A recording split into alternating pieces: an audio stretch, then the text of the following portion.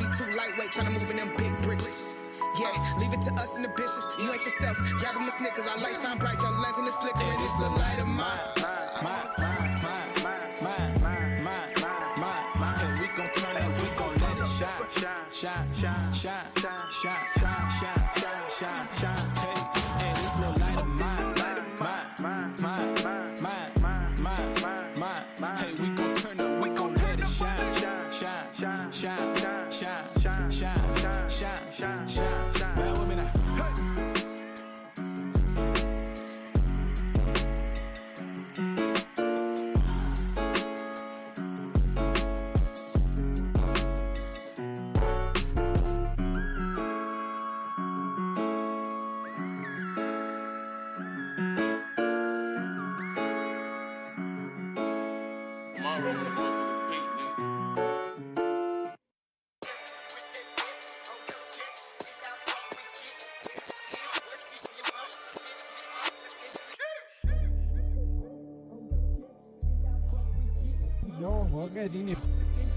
Crazy. Yeah. We waking them up, ain't no hitting the snooze. Pick apart your religion, I know that you choose. Part ways with the devil, I rose to a level. They counting me out while I'm counting the cost. And I'm cold like the frost on your window and dead of the winter. I know that they send the pretenders, inspired our members, but we never catch none of the shots that you sent us. And we got a ruthless method just to check it. Sayonara, goodbye, getting disrespectful. Good guy, no card for the incidentals. The damage you cause must be paid with your head. They raging war in the land, but that land is the land of the saints. God chosen people is something you ain't. Know we the tribes, and now they won't file a complaint. Confident we the saints, so the burden of proof is on you and your crew. Who are you really? I give you a clue. Who changed the face of the judges? Who live by the sword and they weapons? Who telling the lies about Jesus? Who changed his appearance and features? What country adopted the eagle? That nation, the eater. Just taught the Bible in a whole different language. These niggas outside town getting dangerous. Never been to London, but I got me a Cambridge. Heavyweight, big dog, got it. Try it if you want. Bible in a holster, fire in a hole. Look at the scope, 500 though. You not the real guys like I didn't know. Not surprised if you lie, surprised if you don't. K's-Off, reject, we up, we net. You stuck, we blessed, we are. Revelation 2 and 9. 3 say that you down and down. Face the grind, lick the dust, fix some crime, switch it. Where my real Jews at? Where the real Jews go? I got swords in the air. We got boots on the floor. Where my real Jews at? Where the real Jews go? Put your swords in the air. Get your boots on the floor. I know what they saying. I read lips in between lines. Bunch of dead folks, I can see signs. In other words, flee from these times. Gotta put in work. In the meantime, ADL, they can get it. APAC, in fact, they can quit it. Slavery, I never will forget it. And with my God, you'll never be acquitted. I know it's offensive, that's why I said it. All gas, no brakes, cause we never unleaded. Cut a dots in the pieces like confetti. Get it done like a bride for the wedding. I'm with all the festivities. See them rockers red glare, no sympathy. Fire rain is supernatural disaster. When these bastards meet the master. Read a scripture for the listener and his sister. Next break when we paint the picture. Mother missed the father, skipped the left the bitter. Bad taste mix it with the liquor. Whoa, we walked in the trap and that's c'est la vie. And that's courtesy for my enemies. In the block in the eye, come on, Van, I can't eat them, go mark run the clock, they want that for me. But we do what we supposed to. Put in the work while you sit on the sofa. Precepts is colder than North of Dakota. Student of Christ, I just pray for diploma. We taking over, as it is written, I thought that we told you. Out in the country, then back up the coaster. Look at the signs, it's already over. Priest to the blind on behalf of Jehovah. Detain us locked up, man, they want to stain us. Locked down, man, they want to famous. I've gone somewhere more than heinous. Not long till it's more than dangerous, I know. Ain't it a tragedy? My bishop shoot from the hip with 100% of the accuracy. Why they be mad at me? We taking over and busy awaiting and waiting the second return of his majesty.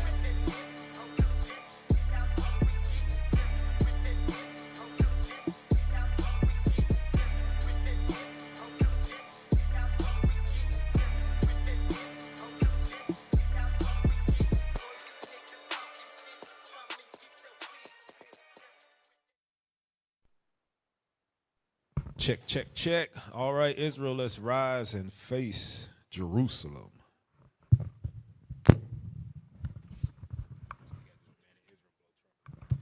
Men of Israel, blow trumpet.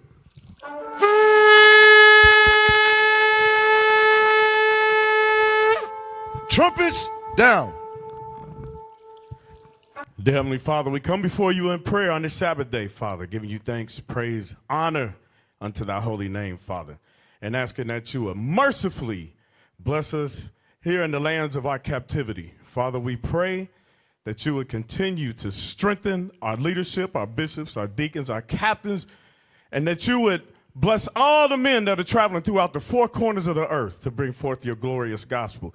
We pray that you send your mighty angels to protect us as we go out into the highways and hedges and bring forth your gospel. And we ask that you would heal the sick among us, strengthen the wounds of those that are with child, and avenge us of our enemies, Father. These things we pray in the name of our Lord and Savior Jesus the Christ. Amen. All right, let's be seated here. Okay, so this is one of those classes that nobody wants to hear, but most of us need. It's called the Vicissitudes of Life. All right, I am Captain Zakar. I've got here with me either one of y'all. Hey, Shalom Israel. Captain Mattathias. Got Captain Mattathias here to my right. Captain OC. And to my far right. Captain Kimuel. Oh, you done broke the screen, Captain Kimuel. There we go. Can we get Captain Kimuel on there one more time? He's the honorary grandfather of Florida. There we go. All praises. Okay, so in honor of my elders, before we get into class today, let's get into some history. Pull up at first article that we got. Pull that up. Okay, let's read that. Yes, 'Cause sir. everybody know voting is what do they call that? Voters Day, whatever they call that. Hell, election day's coming up. Yep, let's attack it real quick. Go ahead. Let's read that. Yes, sir. Presidential elections and voting in U.S. history. African American voting rights. How did African Americans reaffirm and protect their constitutional right to vote? The 14th Amendment to the Constitution in 1868 granted African Americans the right of citizenship. However, this did not translate into the ability to vote. Black voters were systematically turned away from many state polling places. Even after Congress passed the 15th Amendment in 1870, states still found ways to prevent black men from voting. Go ahead. A major goal of civil rights movement of the 20th century was to resecure and protect full voting rights for all black citizens. So black people still fighting for the right to vote, even though they got it way back when, through the 14th Amendment, right? Wow. So it said, what, 1870, really? It was 1870 that Congress passed that stuff. Okay. All right. Let's go to that next article we got. Remember that stuff. It's going to be building blocks. It's going to build up on something here. Let's read that. Yes, sir. Black Americans and the vote. The struggle over voting rights in the United States dates all the way back to the founding of the nation. The original U.S. Constitution did not define voting rights for citizens. And until 1870, all white men were allowed to vote. Only white men were allowed to vote. So really, black people got the right to vote back in 1870, not 1965 with Martin Luther King, right? So it's way back since 1870, but they wouldn't let Negroes vote. All right, go ahead. Read that next part. Two constitutional amendments changed that. The 15th Amendment, ratified in 1870, extended voting rights to men of all races. However, this amendment was not enough because African Americans were still denied the right to vote by state constitutions and laws. That's one thing y'all gonna realize about this white man. He has never had your best interest at heart, and he will do anything he has to or anything he can to keep you down. All right. Keep reading. African Americans were still denied the right to vote by state constitutions and laws, poll taxes, literacy tests, the grandfather clause, and outright intimidation. Now, some of that stuff still go on today. Now, we ain't telling you to go to vote. We just pointing out the fact that all of this stuff, even since 1870, it still goes on to today. Go ahead. Damn. The 24th Amendment, ratified in 1964, partly addressed this injustice by prohibiting the use of poll taxes in federal elections. In addition to these constitutional amendments, the Voting Rights Act of 1965 secured voting rights for adult citizens of all races and genders in the form of federal laws that enforce the amendments. Okay, so you basically got the right to vote, right? 1964. We all know that Martin Luther King, black folk been voting since the 60s too. And the guy that did it was Lyndon B. Johnson, if I'm correct on the history, right? Pull up an image that link that I got about LBJ. That's what they call him. Right? And they say that he really didn't say this, but we know better to ever trust our enemy. Hell, we just gave you the history of it. They gave you the right to vote in 1870. You still couldn't do it until damn near what, 90 years later that you was even able to go there. And they escorted you there by them army rifles and soldiers and things of that nature. Pull up an image of LBJ that I gave y'all. It was a link. Yeah, let's see what he said about Negroes and voting. Go ahead. These Negroes, they're getting pretty uppity these days. And that's a problem for us since they've got something now they never had before. Which was the right to vote. Go ahead. The political pull to back up their uppityness. Now we've got to do something about this. We've got to give them a little something. Give them a little something. Just enough to quiet them down. Not enough to make a difference. And that's what's going on right now. That is exactly what is going on. It's going to go on November the 5th on election day. You're going to vote for either Trump or Kamala, and it's not going to make a difference at all. How do we know that? We're going to get some more articles to prove that it ain't going to make a difference. I'll read that next part right there. I'll have those niggers voting Democratic for the next 200 years. That's because you know why? When it comes to this stuff, the Democrats or whatever, both of them is the devil, right? You can either pick either side you want. Both of them the devil. But them Democrats, they let Negroes kill babies because they don't want, because who was that? What was that lady's name? Margaret Sanger? Yeah, she wanted to get rid of Negroes, and them Democrats really want to get rid of them Negroes, but they disguise it in giving you freedom to do whatever you want to. Then give you a little bit of change behind it. Give me that book intro, because like I said, remember, some people say that, oh, that's, what's that thing, fact check Snopes. Oh, no proof behind it. Okay, well, we got proof. Pull up the book. Let's pull that up to show that he did say these things. And there's many things that they say behind closed doors about Negroes and Hispanics. Hell, Trump, the only reason we know about it now is because Trump is bold enough to say it outside of them closed doors. Read that draft, Introduction to Congress. Okay, let's go on the inside of that. Let's read the highlighted part to the right. Yes, sir. It start at he began to the right. He began with resale. These Negroes, they're getting pretty uppity these days. And that's a problem for us since they've got something now they've never had before. The political pull to back up their uppityness. So basically, this is the quote that you could just easily Google about LBJ, Lyndon B. Johnson, and black people voting.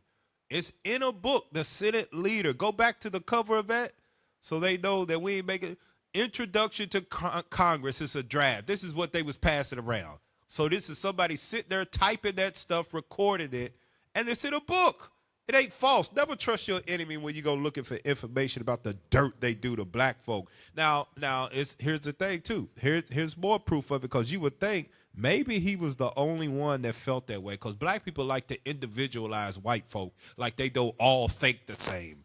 No, they do. And there's plenty of elected officials that think just like that, even after the 60s. Pull up that article that I gave y'all about the quotes on elected officials. Read that. Trump isn't alone. 5 racist quotes from the modern U.S. presidents. Modern U.S. presidents. This ain't post. This is modern. Let's scroll down and see some of those. Keep scrolling. We're going to go straight to the quotes. Yep, there we go. In 1936, President Franklin D. Roosevelt promoted putting dangerous or undesirable aliens or citizens in concentration camps. That's blacks and Hispanics. Wow! That's who that's talking about. Blacks and Hispanics. Okay, scroll down to the next one. That's 1936. Go ahead. In 1954, President Dwight D. Eisenhower told Supreme Court Chief Justice Earl Warren Wright, white Southerners are not bad people. Damn, the KKK, what bad people? The slave masters, what bad people? Go ahead. All they are concerned about is to see that their sweet little girls are not required to sit in a school alongside some big overgrown Negroes. Come on, man. Come on, man. This is your elected officials. Go ahead. While discussing the desegregation of schools. Now let's go down to that next one. I think that might be okay. See, we got that. Read what this is something else he said about the right to vote. Go ahead. President Lyndon B. Johnson would routinely use the N-word and call civil rights legislation nigger bills. And he called the right to vote a what? Nigger bills. it ain't gonna do nothing for them. Let's just give them a little taste of something to quiet them down. Every 4 years, they think they got some hope, something gonna change. It ain't gonna change nothing in their community. Nope, not at all. Let's go down. Scroll down. Yeah, let's read that one. President Richard Nixon referred to black people as Negro bastards. And that, I think that was the 80s that he was president? Was it the 80s? Yeah, this is the 80s, y'all. This is way after black folk got the right to vote. You should be equal by now, right? Your vote should matter. They should respect you as a citizen. What'd he say about him? Read it again. Richard Nixon referred to black people as Negro bastards who live like dogs. Who live like dogs. Do y'all see this? Go ahead, go down. Let's see if there's any more on that. Read that one right there. Go ahead, read it. President Ronald Reagan painted black women as welfare queens. You don't think they still refer to black women as that inside them White House walls? Inside on that round table? Yeah, they still refer to black women as that, welfare queens. Hell, it's probably even worse right now the way black women is acting out here in the streets. President Ronald Reagan painted black women as welfare queens. Okay, these are the people you vote for. They love y'all. Your vote matters. Is that the last one? Okay, now, and it mentioned Trump. Now, Trump, he's all talking about black folks, Southern Kingdom. Trump stayed talking about Northern Kingdom. I didn't get no article on that, but Trump, what do he call it? He calls SH, we got little kids here, I don't say it, S-hole countries. He been saying that. He just had a dude come through there and said Puerto Rico was a floating pile of trash. Damn. Come on, man. Yeah, their vote don't count. I'm going to tell you that right now. Go to that next article that I pulled up, because I'm going to show you this right here. It's what black folk think that the prophets are stupid. No, we not. God gave us the wisdom to call out your sins, even the ones you don't want us to know about it. Read that. Black Americans, views on political strategies, leadership, and allyship for achieving Now, listen, equality. see, black Americans, how do they think? What political strategies do we have that are going to move us forward as a race? Okay, let's scroll down. And I'm going to go straight to, keep going. Now, watch this. It says black adults. Read that. Black adults see voting as the most effective strategy for moving toward equality in the U.S. So black people come together, black adults, voting. Right there. You see the little chart right there. Voting is number one. Can you read that what it says, majority of black adults? Majorities of black adults say voting and supporting black businesses are effective ways to move towards equality. So voting and supporting black businesses. So what does that tell us? Black people only vote for whoever's going to give them some money. That's it. That's the only reason black people. Why you think black people want to vote for Trump? It ain't because he done called them all kind. Everybody know the history of Trump saying racist stuff, denying black folk apartments and Mexicans and calling them dogs and all of that. Everybody know that. They want to vote for Trump because they know Trump going to give them some money residual. Something going to come back somehow, some way if we vote for Trump. Black folk only vote for people that they think go give them some money. They don't give a damn about nothing else. Yeah. Go ahead, Kat. But here's what people don't understand. Politics that's what it's all about. But black people think it's about hope. It's about change. Now we just now understanding it. After 200 years, now we realize, politics is about money. It's all about money. That's it. But every politician that runs, they run on hope. They run on change. They run on emotions. Yeah. Emotions for black folk. That's why Kamala go in there and they ask, what you gonna do for black people? Oh, I'm gonna bring joy. Go ahead, Cap. Hey, Cap, real quick, IT, pull up that video that go with what Cap just said. Our people, they don't look at exactly what these politicians are doing. They only care about money, cheap gas, food, rap music. These are the only things that they care about. Pull up that video. It's still downloading. Okay. What did you say? Cheap gas? Cheap gas. Rap music, food. What else do black people like? What you call that? COVID checks. COVID checks coming their way for no reason. That's it right there. You got it, IT? All right, go ahead. Shout out Donald Trump. Go vote for Donald Trump. What's my message to Donald Trump? Thank you, Trump. Thank you for making guys cheap again. You got a message, Donald Trump? I need him back in the chair. Even though that money flow. Put Trump back in the chair. There you go. Money Make flow. America great again. Look, she got the... Go ahead, let it play. Make this gas great again. Trump's gonna put those in the store. Wow. Can we do the Trump dance? I'll do the Trump dance.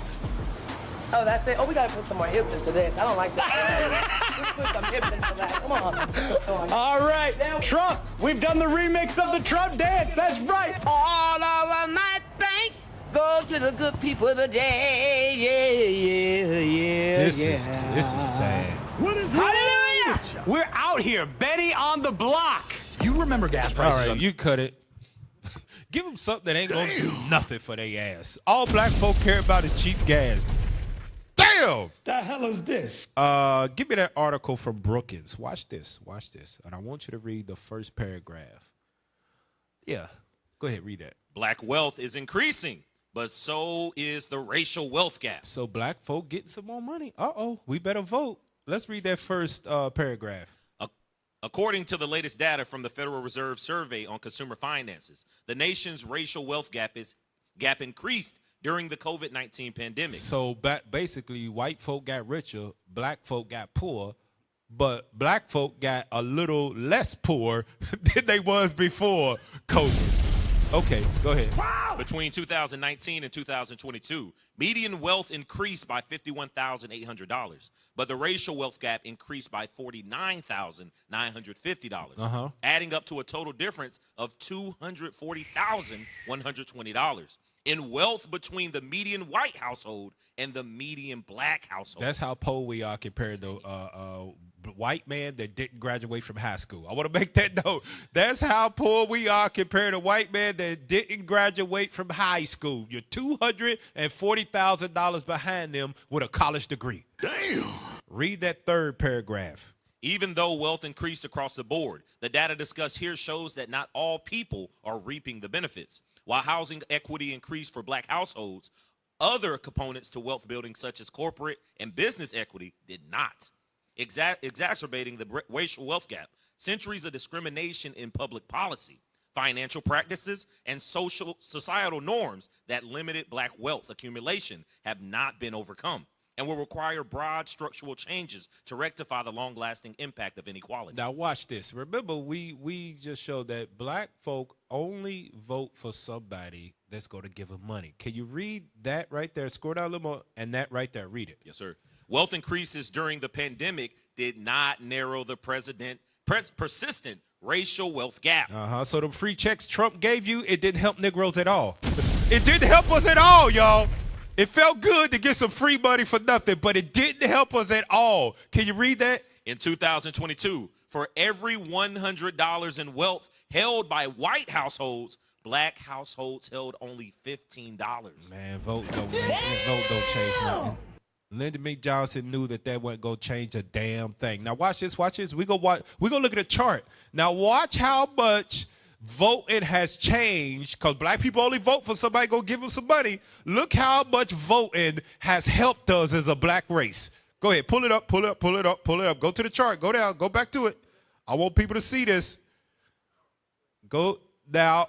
Read that at the top. Total household wealth grew in 2022, but white households still hold the vast majority. Now, where black folk at again? You see that right there at the bottom? You see that at the very, very, very, very, very damn bottom? What the hell? That's where you are. Can you scroll over to white folk? That's where they are. Look that's how much voting, right? Make sure you vote for cheap gas because it's going to help you out as a people. Is there any way we can scroll over those again where we can see it all lit up again where it was? There we go. Yeah, that's where you are, black folk. Right there at the very, very, very bottom. And who's right above us? Our brothers. That Hispanics for Trump. You right there, right above us. This was during President Obama's presidency. Damn, good catch. Damn. Yep. So right there, that's what vote go do for you. Black folk, man, y'all got to come up out of that stuff, man.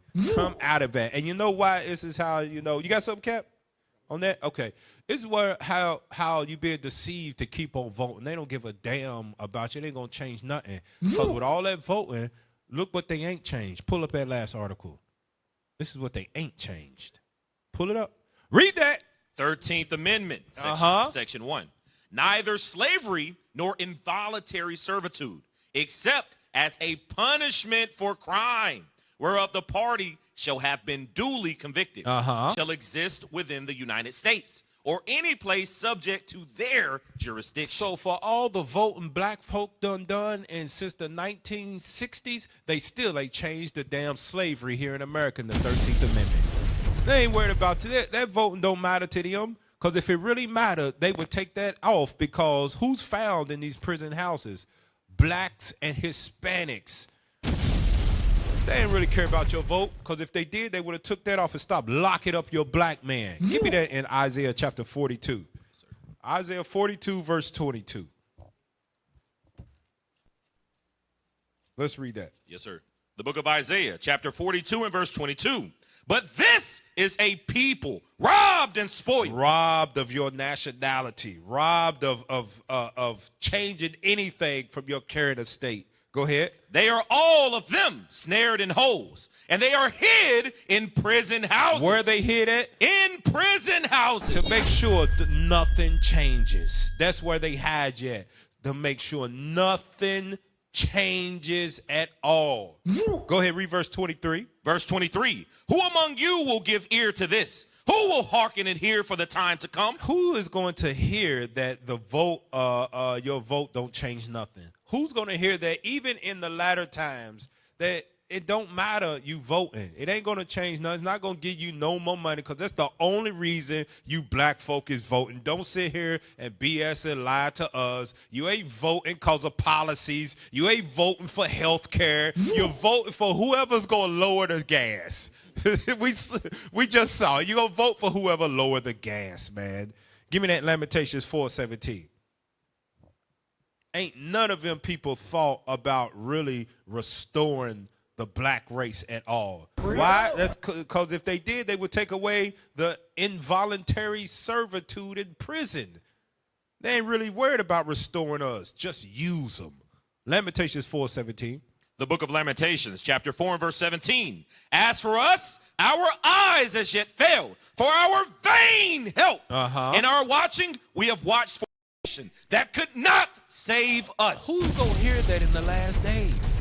Who's going to open spiritual ears and hear that your voting is for a nation that cannot save you? It won't help us at all. Go to that in Hosea 13, verse 9. Who's going to hear that and turn from it and trust in the Lord? Let's see what God's saying, Hosea 13, 9 and 10.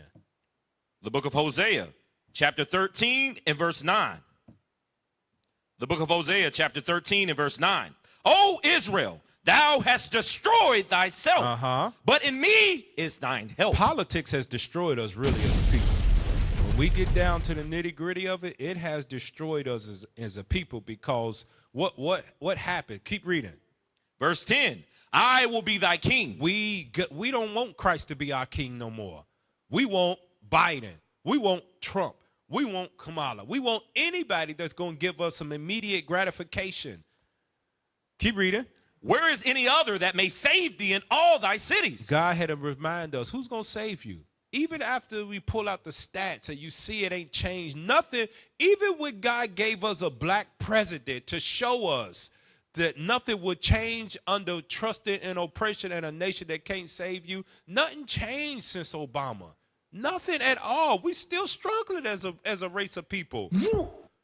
Is that it on that script? And thy judges of whom thou saidest, give me a king and princes. That's it on that. We Yes, trusted oppressed. Now watch this, because we just Negroes. You don't. If you got brown skin and you got curly hair like you, we don't know nothing. You won't listen to us unless we can shoot a jumper. You won't listen to us unless we can throw a football. Unless we can put some lyrics together. With nothing matter what we say, because we broke Negroes. Well, let the Sheetamite tell you. Pull up the video. Let that Sheetamite tell you. Pull it up. Let Esau tell you. Play it. Well, hold on. Let me read this. Collective racial prejudice backed by legal authority and institutional control. Now let's listen to her. And this slide will be deliberately dense, and we can think about it as state-sanctioned organized crime, quite frankly, against African Americans. And it begins with kidnapping and 300-plus years of enslavement, torture, rape, and brutality. Pause it right there. Now, okay. See, this is the thought of a voter, that your vote counts. Okay, I get 300 years we wasn't voting. Okay, now after that 300 years, we had the right to vote. What happened to us as a people after we so-called got freedom, racial equality, the right to vote? Look at all the stuff that happened after the right to vote. Go ahead, play it. And it carries on. About 1/4 of the way in here, bans on testifying against whites, and you are in my lifetime. 1/4 of the way in that slide, you are in my lifetime, where it was technically legal Pause to it real murder. quick. You have to see, this is how white people don't give a damn what happened to you. You got to teach white people of all the evil they did to you. Because what they think, what they do to you, it ain't nothing but them just staying in power. They see no wrong with it. So white people got to sit down and tell white people how evil they been for them to believe it. Go ahead. Black people in this country. I would love to never again hear another white person say I didn't own slaves. As if that ended on that day. And about halfway in at employment discrimination, you are now in 2019 with copious empirical evidence. And if you don't know some of these things, that's on you to educate yourself. But I'm going to pick it up in 2019, and let me repeat, copious empirical evidence.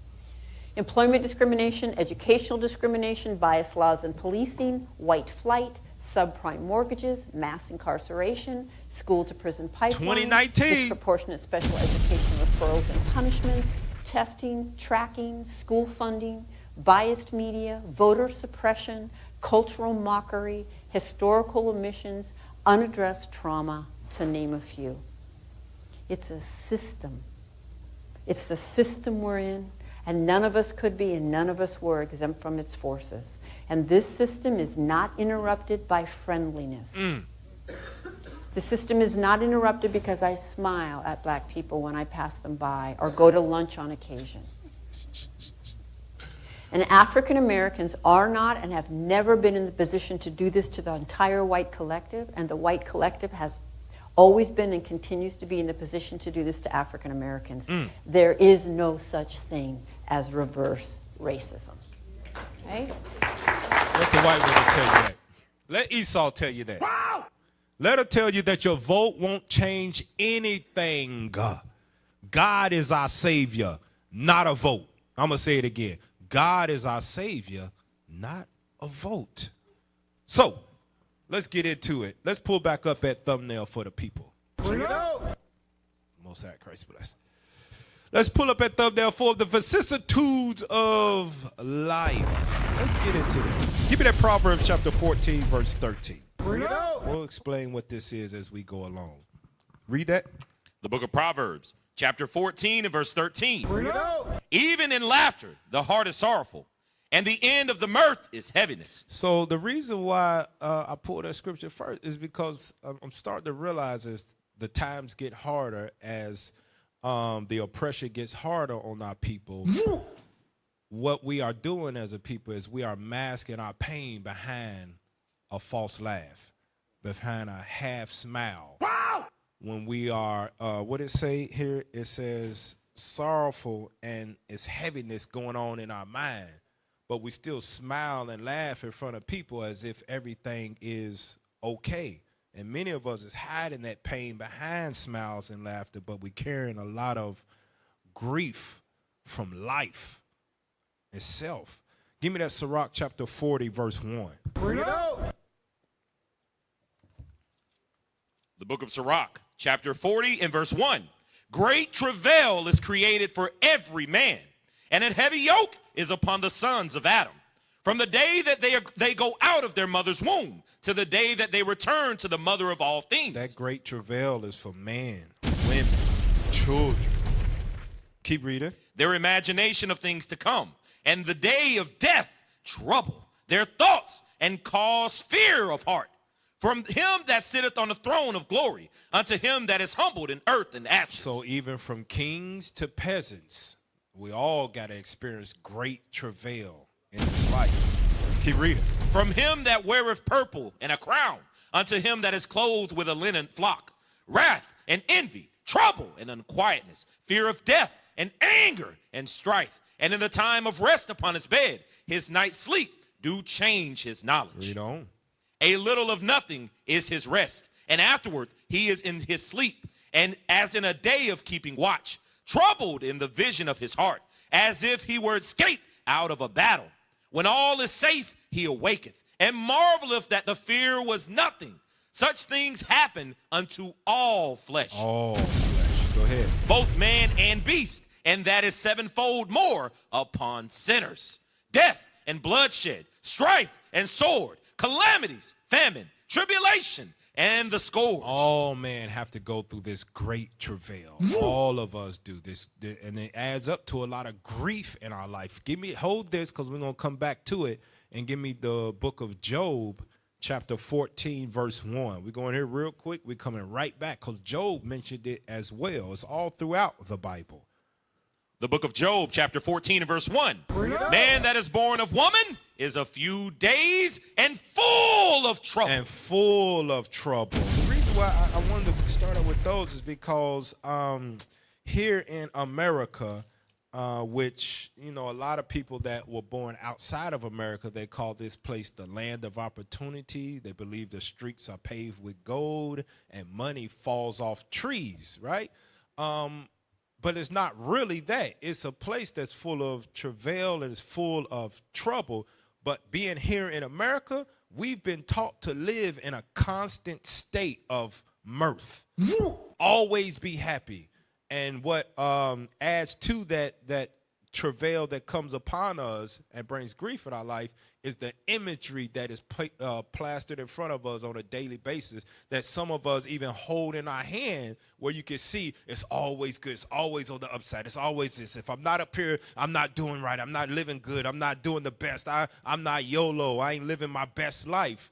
And a lot of us can't attain that, because that's just not where God wants us to be, because if we are there, we'll end up destroying ourselves. Go back to that in Sirach chapter 40. Go ahead, Cap. You got something? Yeah, Cap. So what you're saying is I can't hit the lotto in this life. Well, if it ain't the Lord's will, because he knows what will happen to us with that. And a lot of us, we don't believe it. Right. We think we really gonna give 10% or 50% of our money to the church, and we go buy a school for all IUIC schools, and we ain't gonna do that. Bishops tell a story all the time about the dude that won the lottery back in the old school. That dude disappeared. He disappeared. And Bishop said he didn't come back till he was broke. Damn. You damn right. Damn. And then he was crying on our shoulders. Yeah, then he wanted us to pray for him. The hell is this? Anoint him with oil. So read Sirach 40 and read verse 10. The book of Sirach, chapter 40 and verse 10. These things are created for the wicked, and for their sakes came the flood. Because since the time of Adam, we've all done wicked. We've all been wicked in our life. And at times, some of us have been terrible in our life. We was on a rampage of destruction, destroying everybody and everything in our way. And it was only the mercy of God that we made it out, because we were surely dancing with death during that time, but them things come on us because we've all done wickedness. Give me that in Ecclesiastes chapter 7, and let's read verse 20.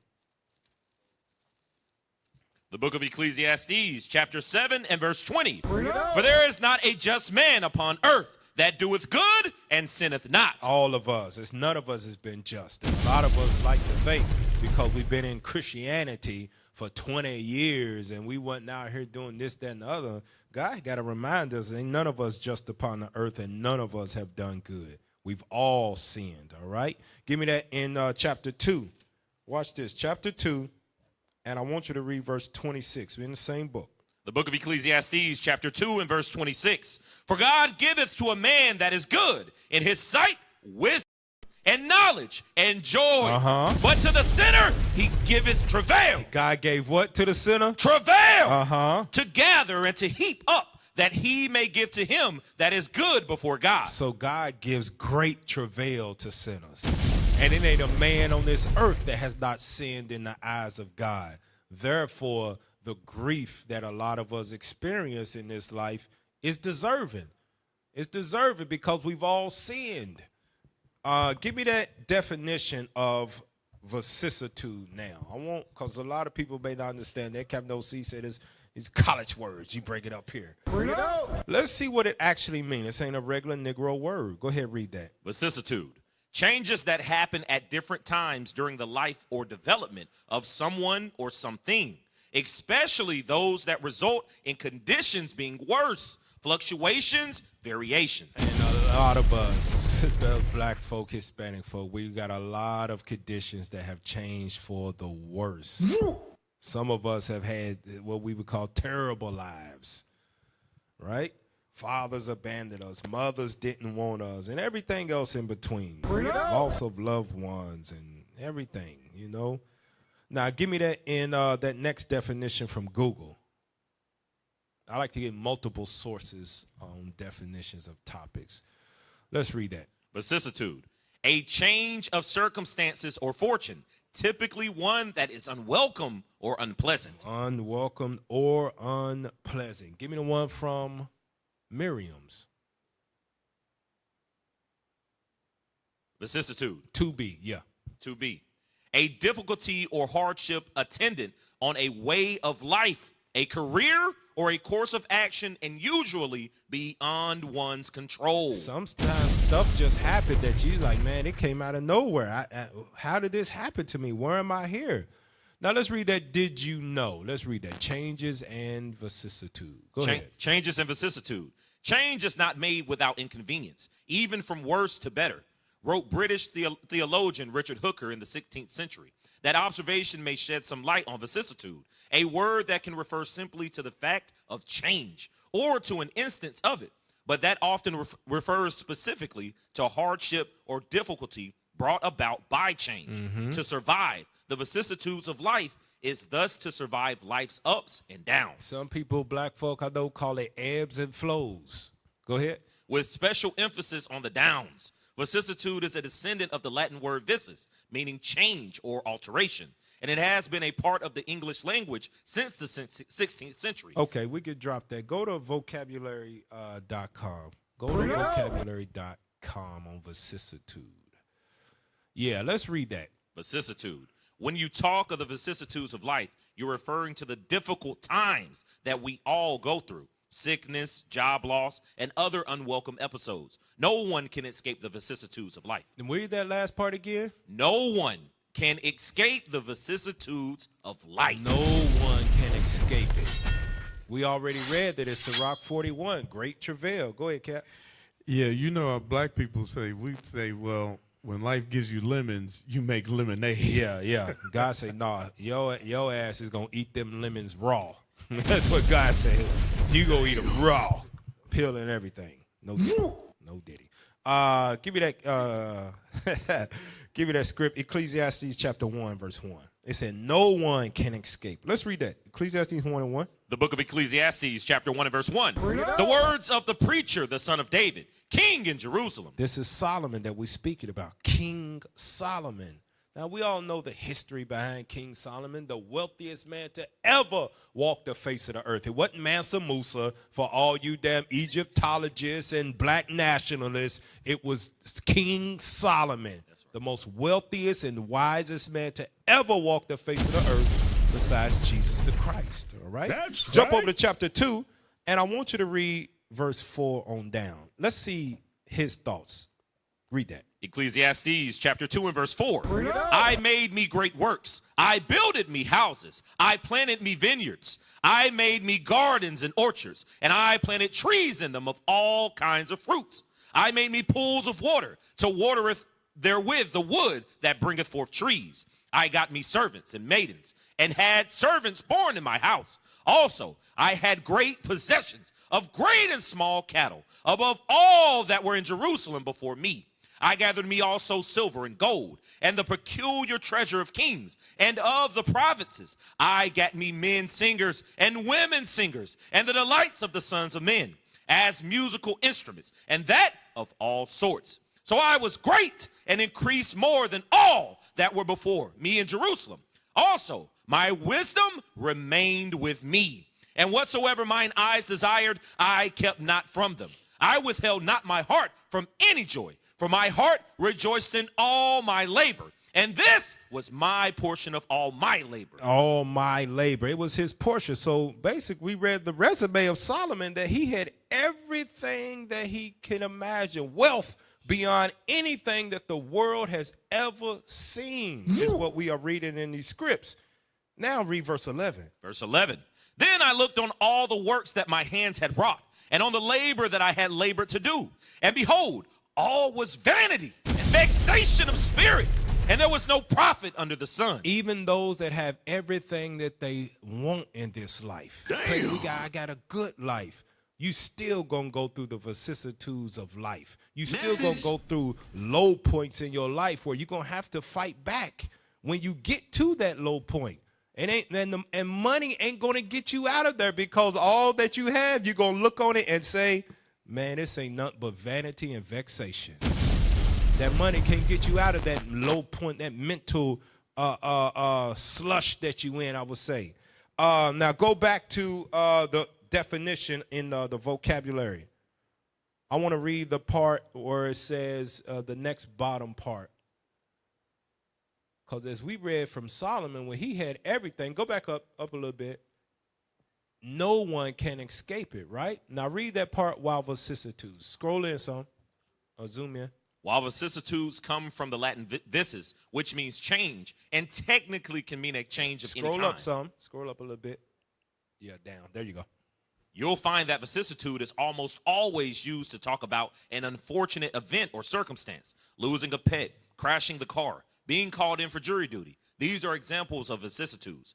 Chapters in one's life that one would rather avoid, but must get through. But must get through. Going through this because as the times increase where we're getting closer to the second coming of our Messiah, a lot of people think that things are going to get easier. It's not. The pressure is going to mount up more and more on you, because a lot of the comforts that we have in life that we call good, all of these things we receive like Solomon, the Lord's going to slowly start taking those things away. And a lot of our minds is going to crumble up under the pressure if we're not prepared for those things mentally and spiritually. And a lot of us is going through those things right now. And we're going to address it as we go on through the class. Now, go to Ecclesiastes chapter. Is that it on that? On that must get through? Go back to it. It said must get through. Okay, finish it out. Some lives have more vicissitudes than others. Some lives have more problems than others. Damn. More low points than others. Go ahead. To be sure, but no life is without events that test and challenge us. I like that right there, man. Let's go to Ecclesiastes chapter 3 now. Ecclesiastes chapter 3. Let's read verse 1. We're going to read that out of the Bible. Go ahead. The book of Ecclesiastes, chapter 3 and verse 1. To everything there is a season, and a time to every purpose under the heaven. A time to be born, and a time to die. A time to plant, and a time to pluck up that which is planted. A time to kill, and a time to heal. A time to break down and a time to build up. A time to weep and a time to laugh. A time to mourn and a time to dance. A time to cast away stones and a time to gather stones together. A time to embrace and a time to refrain from embracing. A time to get and a time to lose. A time to keep and a time to cast away. A time to rend and a time to sue. A time to keep silence and a time to speak. A time to love and a time to hate. Go ahead. A time of war and a time of peace. Many of our people don't know how to navigate through these ups and downs in their life. That's literally what we just read. Good times, bad times, good times, bad times. A lot of our people don't know how to navigate through that until the pressure breaks their mind. It breaks them spiritually. And a lot of them you see, and when it's really broken their spirit and their mind, them is our brothers and sisters that choose like to live on the streets. They got family that'll take them in, that'll help them, but just the ups and downs and the struggles of life, the back and forth, they got to a point where they was low and they couldn't get back out of it, and they stayed where they was. We see that a lot of times amongst us, and especially more on us as sinners, as the children of God. He said he would curse us and break our mind for the sins that we did. Jump over to chapter 8 and verse 6. Look what Solomon called this, what we just read. Go ahead. The book of Ecclesiastes, chapter 8 and verse 6. Because to every purpose there is a time and judgment. Every purpose there's a time, right? Read on. And judgment. Therefore, the misery of man is great upon him. Solomon called it misery. Solomon called that always going through some of the ups and downs. He's just said, man, this is misery. This life is just misery, man. It's always something. And you know, as black folk, when you going through stuff and you just is one thing after another, all black folk, we don't say it to ourselves, man, it's always something, man. It's always something, right? Give me that in Sirach chapter 11. Let's go to Sirach chapter 11 and let's read verse 25. The book of Sirach, chapter 11 and verse 25. In the day of prosperity, there is a forgetfulness of affliction. And in the day of affliction, there is no more remembrance of prosperity. We forget that we've been here before. We forget that we've been here before. And being there, the Lord ended up bringing us out. Sometimes we forget that because the affliction, what did it say? In the day of prosperity, there's forgetfulness of affliction. And in the day of affliction, there's no more remembrance of the prosperity of God bringing us out of those low points in our life. Jump down to verse 27. Verse 27. The affliction of an hour maketh a man forget pleasure, and in his end his deed shall be discovered. Now read that top part again. The affliction of an hour maketh a man forget pleasure. You know why that is? It's because some of us turn the affliction of an hour into a day. The affliction of a day into a month. We'll turn that affliction of a month into years. Message. Which will eventually become a lifetime. And we'll hold on to things that happened to us back then. Wow. We hold on to things that is a part of life, but we hold on to it and let it cause us grief and misery, like Solomon just mentioned. Give me that image that Bishop says, because Bishop been bringing out quotes, because he understands. Bishop is a wealth of wisdom and experience of dealing with people, and he understands these things, especially in these last days as he sees the prophecies unfolding.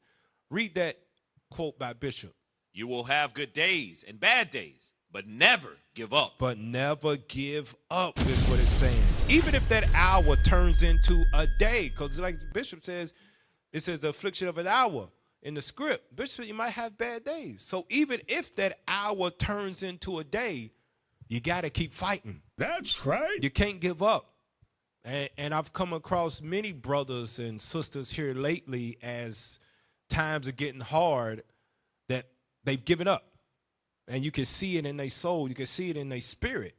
Give me that video by Deion Sanders. For those that may not know him, Deion Sanders used to be an NFL football player. He coaches his sons in college now.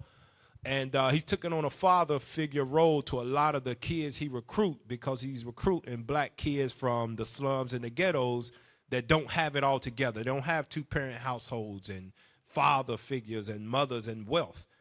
Play that video. You just got to weather it and keep on walking and don't flinch. Don't let them know they got you. Don't let them know they got you. You just got to keep on going. No matter what the day is, no matter what the move is, keep going. God gave us everything to go forward.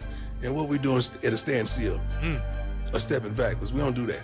We keep on walking, regardless of what they say, what they think, and how they feel. That's what anger do, that they can't affect us or infect us. I want you to play that again so the people at the back can hear it. You just got to weather it and keep on walking and don't flinch. Don't let them know they got you. Don't let them know they got you. You just got to keep on going. No matter what the day is, no matter what the move is, keep going. God gave us everything to go forward. And what we doing is at a standstill, or stepping backwards. We don't do that. We keep on walking, regardless of what they say, what they think, and how they feel. That's what anger do, that they can't affect us or infect us. Go ahead, Cap. You had something? Okay. So that's heavy right there. You got to keep going. Keep going. A lot of us have let the ups and downs of life keep us down, and we're not doing what God called us. We're not moving forward like God wants us to. We stuck in the mental mind state of one position, one place, and we ain't moving. Give me that Sirach chapter 30. And this is a class for all of us. I thank y'all for tuning in and listening to me, because I'm teaching myself. Y'all just listening. I want y'all to know that. Thanks for tuning in. I am teaching myself. Y'all just listening to me. That's it. Tell you that right now. Read that Sirach 30:21. The book of Sirach, chapter 30 and verse 21. Give not over thy mind to heaviness, and afflict not thyself in thine own counsel. Now the reason why I went there is because if you don't keep going, like the video says, what will then take hold of you because you stopped is depression. It'll take hold of you and keep you stuck, trapped in your own thoughts, in your own mind, and you're not abounding. So you got to keep going before depression take hold of you. Read on verse 22. The gladness of the heart is the life of man, and the joyfulness of a man prolongeth his days. Love thine own soul and comfort thy heart. Remove sorrow far from thee, for sorrow hath killed many, and there is no profit therein. There's no profit in staying where you are mentally. God said there's no profit in that thing. Although you may be comforting yourself in the misery, God said it ain't no profit in that. Keep going, move on, past it. Give me that in, we're coming back to this. Give me that in Psalms chapter 127, verse 2. Look what David said about the travail. The book of Psalms, chapter 127 and verse 2. It is vain for you to rise up early, to sit up late, to eat the bread of sorrows. Read that again. It is vain for you to rise up early, to sit up late, to eat the bread of sorrows. It's vain to eat the bread of sorrows. That's your breakfast, because it said you wake up early. And then it said you stay up late, so that's your dinner, and all you eating is the bread of sorrow, replaying the affliction and the grief over and over and over again in your mind instead of keep going. Give me that in Sirach chapter 30. Don't eat the bread of sorrows. God said it's vain to eat that. Sirach 30, and let's read verse 24 now. The book of Sirach, chapter 30 and verse 24. Envy and wrath shorten the life, and carefulness bringeth age before the time. Don't eat it, because it'll eventually kill you. First, it'll kill you spiritually, and then it'll kill you physically. Message. Just like you're eating the fast food constantly, the burgers and all of that stuff, and it feels good to you when you're eating it. But eventually, you keep eating it, it's going to catch up with you and kill you. Give me that in Sirach 38. Let's read verse 18. The book of Sirach, chapter 38 and verse 18. For of heaviness cometh death. Depression cometh death, God says. Don't eat the bread of sorrows. Keep going, keep moving forward. Ain't no profit in it. Heaviness will bring death. Go ahead. And the heaviness of the heart breaketh strength. It breaks your strength. That means it's your soul. Your soul is broken. Jump down to verse 20. Verse 20. Take no heaviness to heart. Drive it away and remember the last end. Remember the last end, that the time upon the earth is short. You only got a certain amount of time to prove yourself before God, before you go and meet him. And he wants to know that when he put you down here and you went through the ups and downs of life, the vicissitudes, that you fought. Because God likes a fighter. And we'll see that stuff later. But pull up that link of depression. Pull it up.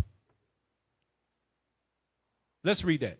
Depression is a common and serious mental health condition that can affect a person's thoughts, feelings, behavior, and sense of well-being.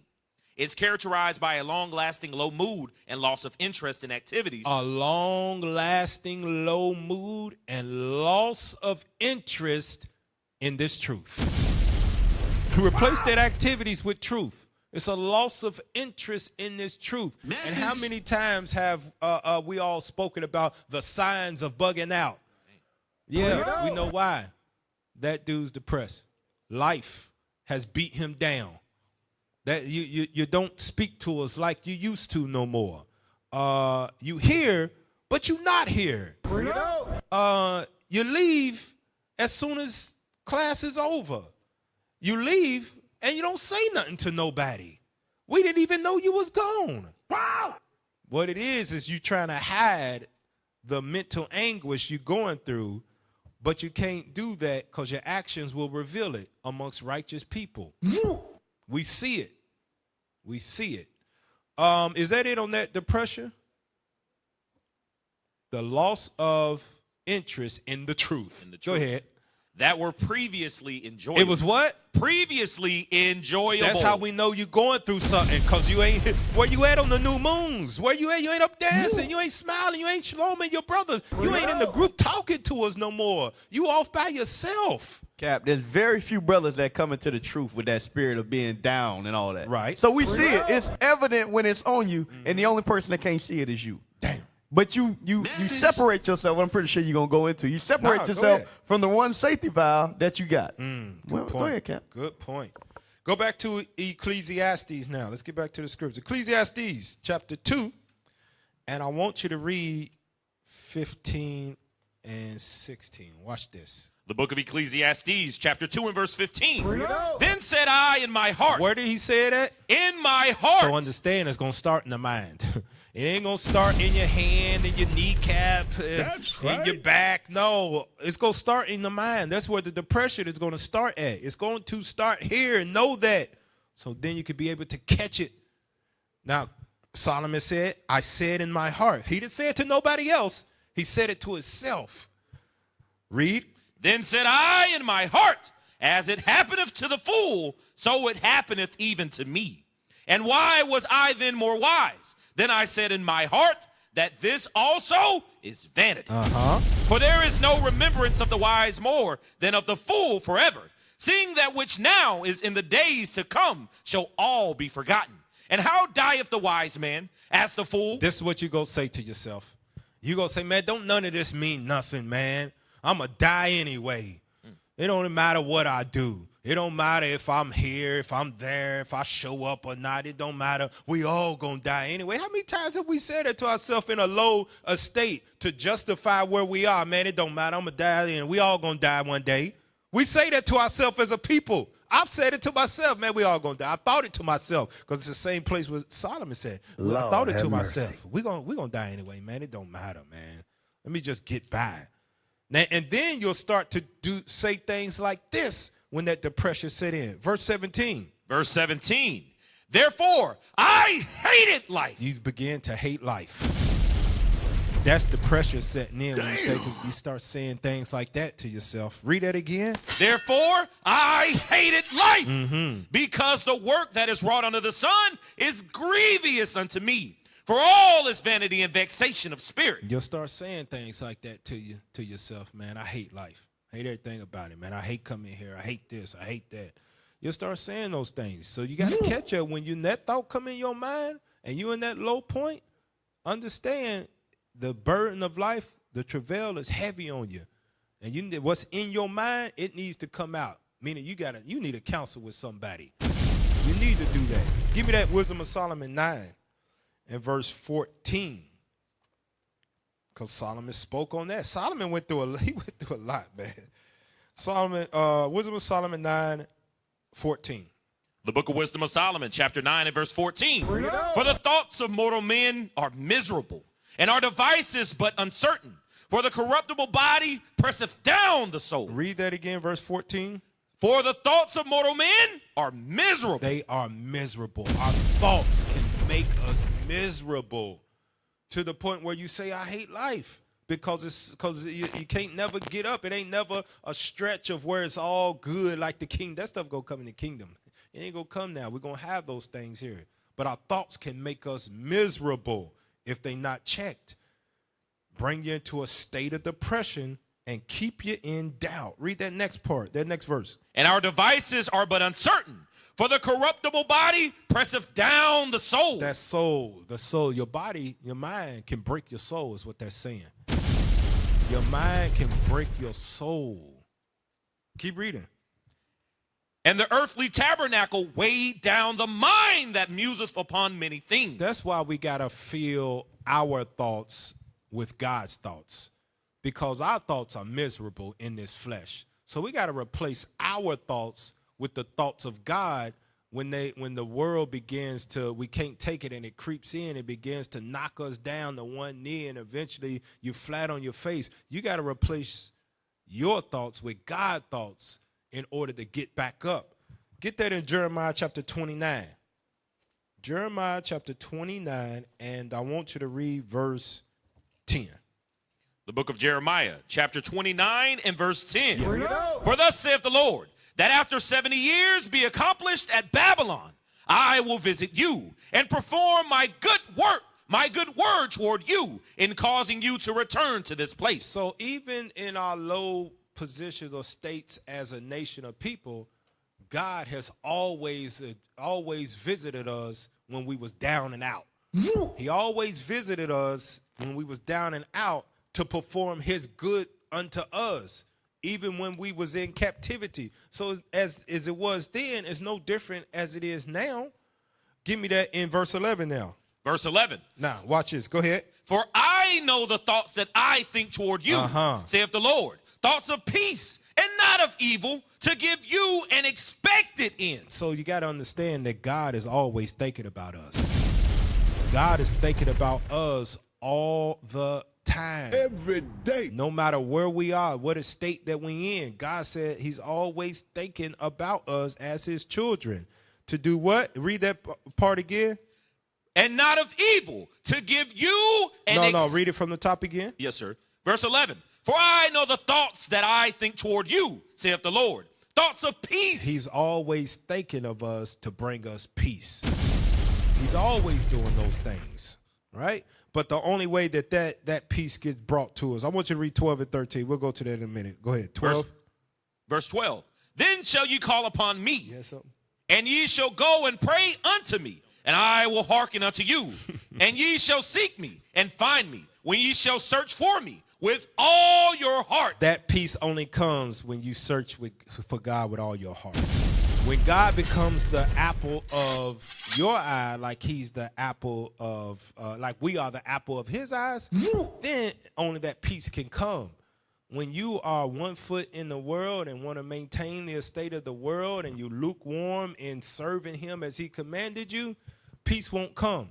You'll have that travail every single day. And what'll end up happening is you think you are going after God and you expecting him to answer you, but you ain't made him the apple of your eye. You have not searched for him with all your heart.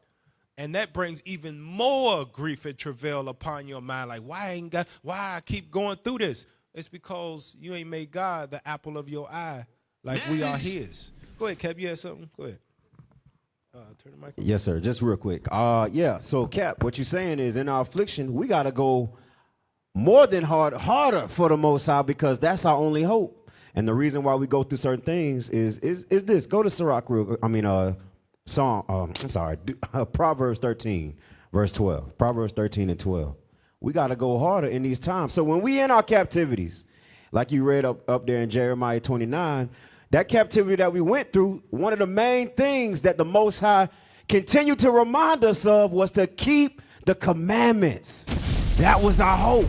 Read this real quick. Come on. The book of Proverbs, chapter 13 and verse 12. Read. Hope what? deferred. Read it. Hope. What? Hope. What? Hope. Read. Deferred. We are deferred of hope in that captivity, in that affliction. But we're not alone. We're never alone. Go ahead, read it again. Hope deferred maketh the heart sick. That's that depression that we were talking about. That's that when that affliction come, that oppression. But what? Read.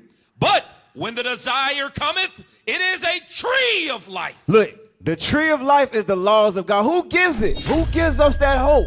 The Most High God of our fathers.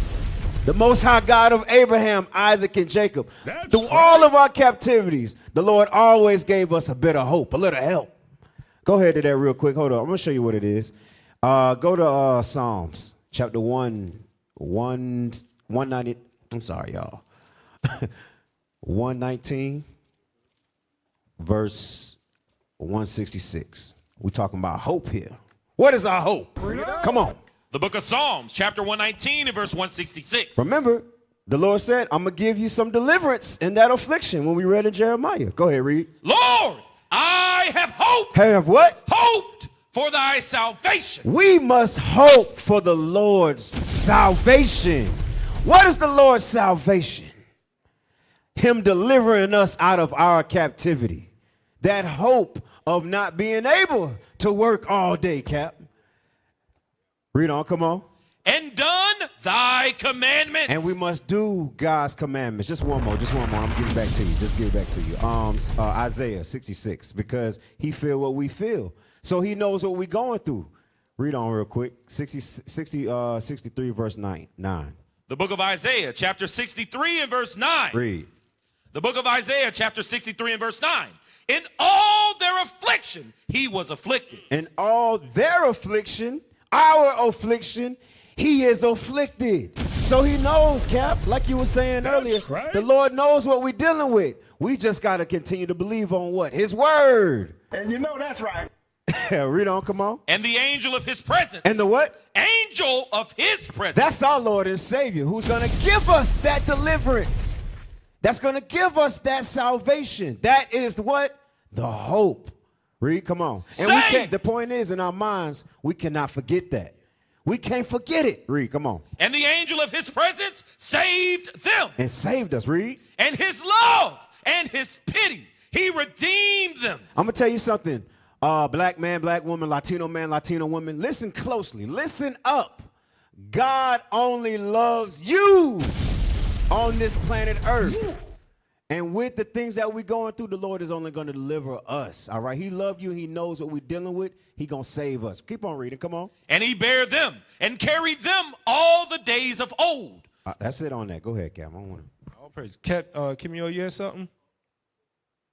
I wanted to touch back on what Cap just read in Proverbs 13 and 12, but I wanted to read 12 and 13 together. Because you made Cap Nosey made a great point about how you'll start to leave early, you won't come around, things of that nature, right? And it's showing that you're starting to lose that joy, right? Read that together. The book of Proverbs, chapter 13 and verse 12. Hope deferred maketh the heart sick. But when the desire cometh, it is a tree of life. Go ahead. Whoso despiseth the word. That's the part I wanted. Whoso despiseth the word. The word says, how beautiful is it for men for us to dwell in unity. That's where our strength is, because a lot of us is going through things. Go ahead. Whoso despiseth the word shall be destroyed. Because where is that mental destruction coming from, that depression you talking about? The Lord brings it that upon us. Go ahead. But he that feareth the commandment shall be rewarded. That's it. That's it right there. That's right. Good stuff right there, man. Good stuff. Go to Isaiah 26, because God said that he'll visit us to do good to us and bring us peace, because he's always thinking about us when we search for him with all our heart, with all our mind. Read that in Isaiah 26, verse 3. The book of Isaiah, chapter 26 and verse 3. Thou will keep him in perfect peace. In perfect peace. Go ahead. Whose mind is stayed on thee. Now it's the job of Satan's world to keep your mind off of God, to keep you wrapped up in everything that's going on around you, so your mind ain't stayed on the Most High God. It ain't focused on him. You focus it on the external things instead of the internal man that is within you, which is Jesus the Christ. Message. God said he'll bring perfect peace to you whose mind is stayed on him. Read on. Because he trusteth in thee. We trust in the Most High God, as Cap Tazawan was bringing out. All right.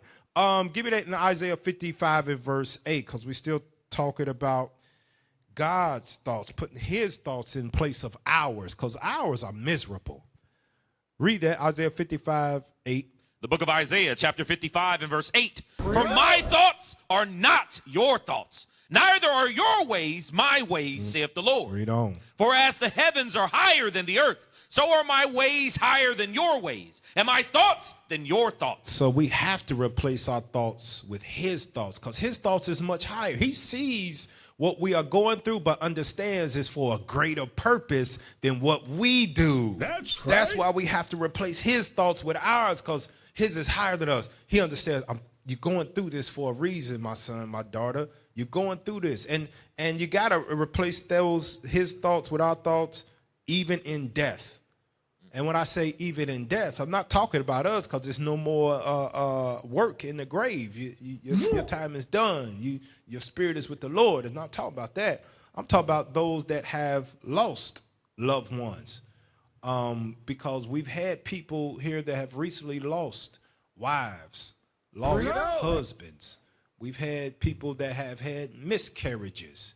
And your thoughts can make you miserable when you dwell upon those things. You got to replace those thoughts with God thoughts, because he knows it's a higher understanding to what just happened that you're going through, that you might not see it. You might be blinded by the pain that you are currently experiencing. Give me that in Sirach chapter 38. Let's go back to that, because we had a brother that lose his wife. We had a sister to lose her husband. We had women lose their kids. We got to replace our thoughts with God thoughts, even in death. 38:16. The book of Sirach, chapter 38 and verse 16. My son, let tears fall down over the dead, and begin to lament as if thou hadst suffered great harm thyself, and then cover his body according to the customs, and neglect not his burial. Weep bitterly, and make great moan, and use lamentation as he is worthy, and that a day or two lest thou be evil spoken of, and then comfort thyself. So I know some of you have lost loved ones in this truth and in life, but God says that they are at rest. We have to believe that and not let sorrow overcome our thoughts and destroy us and draw us away from God, because we dwelling on someone that is at rest. They're not going through the great travail that we are. God was merciful in what he did of taking away his saint before it even gets worse. You got something, Cap? Go ahead. Yes, sir. No, you hit it on the head, Cap. That's what it is. Sometimes we allow the things of this life to take us away from what we should be focused on. Understanding when it does come to the husband, when it comes to the wife, the children, or the job, these are things that are given to us in this life, but this is not what this life is about. All right, the Lord created us to serve him first and foremost, so our mindset should stay on him. I want to read this real quick. Give me 2 Corinthians 5. All right, give me the book of 2 Corinthians chapter 5 and start at 4. All right, watch this. The book of 2 Corinthians, chapter 5 and verse 4. Come on. For we that are in the tabernacle do groan. Right. So what tabernacle is this referring to? This is talking about our fleshly bodies. All right, read that again. For we that are in this tabernacle do groan. Being burdened. Being what? Burdened. Being burdened. All right, with the sorrows of life. All right, with the various things that we go through, the stresses on the day-to-day. But here's the point.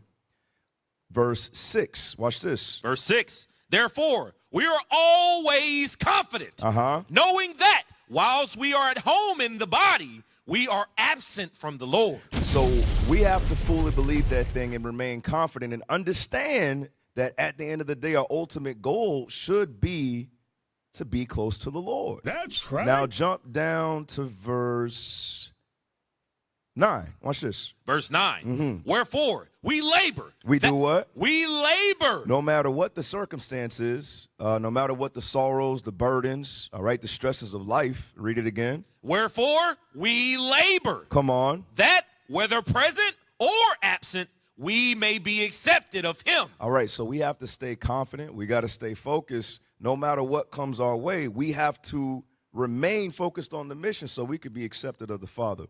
All right, and the unity, like the captains was saying, it comes from the brotherhood. Yeah. All right, whenever you find yourself away or distant or distancing yourself, all right, brothers are calling you, now you're screening the calls, you're not picking up anymore. Understand you have allowed the sorrows of life to separate from God. And that goes into a spirit of unbelief. Yep. Give me that in Isaiah 57, because we just read in Sirach that God says, don't let the sorrow overcome you. They are at rest. Isaiah 57, 1 and 2. The book of Isaiah, chapter 57 and verse 1. The righteous perisheth, and no man layeth it to heart. And merciful men are taken away, none considering that the righteous is taken away from the evil to come. He shall enter into peace. They shall rest in their beds. They are at peace. You got to comfort yourself. Brothers that lost a wife and sisters that lost a husband and brothers that lost mothers and women that have lost kids. Comfort yourself knowing that they are at peace.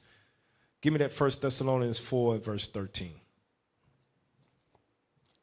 Because these are one of the things that can pull people down and keep them there in that sorrow and that pity, and they never get back up. They're never the same after a loved one passes away.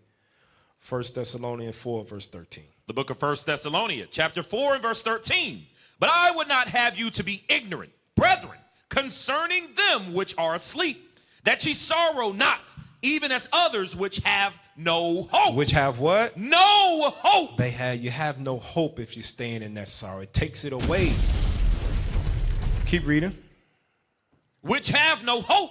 For if we believe that Jesus died and rose again, even so them also which sleep in Jesus will God bring with him. For this we say unto you by the word of the Lord, that we which are alive and remain unto the coming of the Lord shall not prevent them which are asleep. You're going to see them again. Comfort yourself with that. You are going to see them again. That's right. Read on. For the Lord himself shall descend from heaven with a shout, with the voice of the archangel, and with the trump of God. The dead in Christ shall rise first. Then we which are alive and remain shall be caught up together with them in the clouds to meet the Lord in the air. And so shall we ever be with the Lord. Wherefore, comfort one another with these words. Comfort one another with these words. No matter if you've lost somebody in the truth or out of the truth, comfort yourself with these words. Give me that in Wisdom of Solomon, chapter 3. We're still speaking about replacing our thoughts with God's thoughts, even in death. Wisdom of Solomon 3, verse 1. The book of Wisdom of Solomon, chapter 3 and verse 1. But the souls of the righteous are in the hands of God, and there shall no torment touch them. In the sight of the unwise, they seem to die, and their departure is taken for misery. It's taken for what? Misery. And then you stay there. You hold on to the misery. That's having no hope.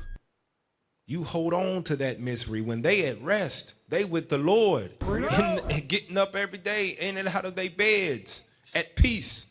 No more going through the struggles of life that we have to still deal with. Verse 3. And they're going from us to be utter destruction, but they are at peace. God had to remind us again, because this is one of the things that holds a lot of us in a mental state of being stuck and not moving forward and not moving like God wants us to. Remember, they at peace. Go ahead. But they are in peace, for though they be punished in the sight of men, yet it is their hope full of immortality. Read on. And having been a little while chastised, they shall be greatly rewarded. For God proved them and found them worthy for himself. As gold in the furnace hath he tried them, and received them as a burnt offering. And in the time of their visitation they shall shine, and run to and fro like sparks among the stubble. They shall judge the nations, and have dominion over the people. And their Lord shall reign forever. They that put their trust in him shall understand the truth. They that put their trust in him, those that have the thoughts of God, shall understand why your loved one was taken away. The only what we wanted was God to tell us when it was going to happen so we can prepare ourselves. Well, God didn't want to do that. He wanted to do it at a time that you didn't know. So when it did happen, yeah, you can weep bitterly, you can moan, you can lament over them. But he wanted to see you get back up and serve him and keep his commandments and being joyful and happy. Now, finish that out. Read verse 9 from the top again. Verse 9. They that put their trust in him shall understand the truth. And such as be faithful in love shall abide with him. For grace and mercy is to his saints. And he hath care for his elect. Understand that we that keep these commandments of God and pass in this truth, God is caring for us. There's no reason for you, lament and mourn for your 2 days or 3 days, as it says in the scriptures. But then comfort yourself and understand God is not a man that he should lie. That his grace and mercy is for his saints. And when we leave this body, he's caring for our souls. We got a nice old bed up there in the kingdom of hell. We might even be in that mansion before you get there and be like, hey, man, come and see my mansion I got. That's right. All right? Comfort yourself with that. Go to Sirach 23, verse 1. The book of Sirach, chapter 23 and verse 1. O Lord, Father and Governor of all my whole life, leave me not to their counsels, and let me not fall by them. Now, he's going to explain what he's talking about. Leave me not to their counsels. Don't let these thoughts stay in my mind. Read. Who will set scourges over my thoughts? Over my thoughts. Who will scourge my thoughts? The only thing that can scourge our thoughts is this Bible. It's not a self-help book. There ain't no motivational speeches, and because we try to replace the words of God with exterior things, but it's a spiritual thing when it comes to us because we connected to him. The only thing that will be able to scourge our thoughts is this Bible.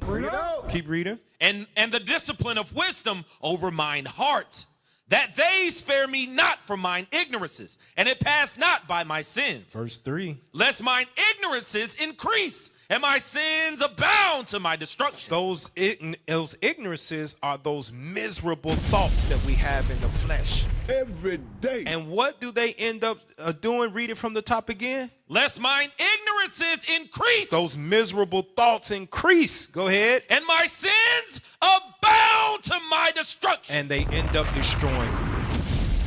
That's why we need the Bible. We need God thoughts to scourge our miserable thoughts before our thoughts destroy ourselves. That's right. And we never fulfill the mission that God wants us to do. Baruch chapter 4. Message. Baruch 4 verse 6. Because we all got a mission. We all got a mission. And we got to keep this in mind no matter how much the pain may hurt or how much you may feel at that given moment in time or the struggles you go through.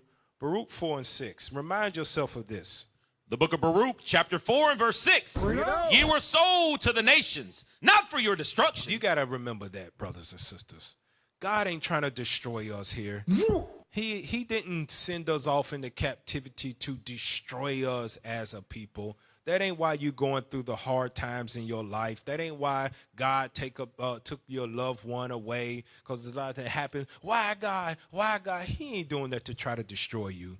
God is not a man that he looks upon us and to destroy us. He knows that we made of flesh and we'll turn back into the dust from which we came, and our time here upon the earth is few and short. Understand, God ain't trying to destroy you, brother and sister. Read it from the top again. Ye were sold to the nations, not for your destruction, but because ye moved God to wrath. In our sins. Go ahead. Ye were delivered unto the enemies. There we go. Now watch this. Give me that 2 Corinthians 7:1. We just read that God ain't trying to destroy us. So why are we going through these ups and downs, these vicissitudes, this ebb and flow in life? Why does it happen? 2 Corinthians 7:1. The book of 2 Corinthians, chapter 7 and verse 1. Having therefore these promises, dearly beloved, let us cleanse ourselves from all filthiness of the flesh and spirit. What is God trying to do, sending us through these turmoils in our life? Read it again. Having therefore these promises, dearly beloved, let us cleanse ourselves from all filthiness of the flesh and spirit. God is trying to cleanse our spirit from all the filthiness that we have attained or been a part of in our life. Some of it's unspeakable. Some of you don't want to mention to nobody. That's between you and the Lord. But God said, I got to cleanse it from your spirit and your flesh, because what other people can't see, I see it. It's still there. There's still an inkling of it in there. The old man's still alive down in there. God said, I'm not trying to destroy you. I'm just trying to cleanse your spirit and your flesh from the filthiness that's in it that he sees. Give me that in Ezekiel 36. Watch this. Watch this. Ezekiel chapter 36. So now we know God ain't trying to destroy us. He's trying to rid our body of filthiness. Ezekiel 36, and I want you to read verse 16 on down. The book of Ezekiel, chapter 36 and verse 16. Moreover, the word of the Lord came unto me, saying, Son of man, when the house of Israel dwelt in their own land, they defiled it by their own way, and by their doing. That their way was before me as the uncleanness of a removed woman. This is the whole nation. So now you understand why we all go through it. All of us was unclean in the eyes of God. No one can escape the vicissitudes of life. We all was unclean in the eyes of God. Read on, verse 18 now. Wherefore I poured my fury upon them for the blood that they have shed upon the land, and for their idols wherewith they have polluted it. And I scattered them among the heathen, and they were despised through the countries. Dispersed through the countries, according to their way, and according to their doings, I judged them. We got slavery for our rebellion.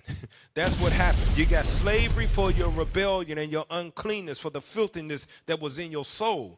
Jump over now to verse 24. Verse 24, for I will take you from among the heathen and gather you out of all countries and will bring you into your own land. So it's not going to be United Nations. It's not going to be NATO. It's not going to be America funding our right to exist as a state. That's not going to happen. God said he's going to take us from all the countries and set us in our own land. Verse 25. Then will I sprinkle clean water upon you, and ye shall be clean. For all your filthiness. From what? From all your filthiness. From all your filthiness. Read on. And from all your idols will I cleanse you.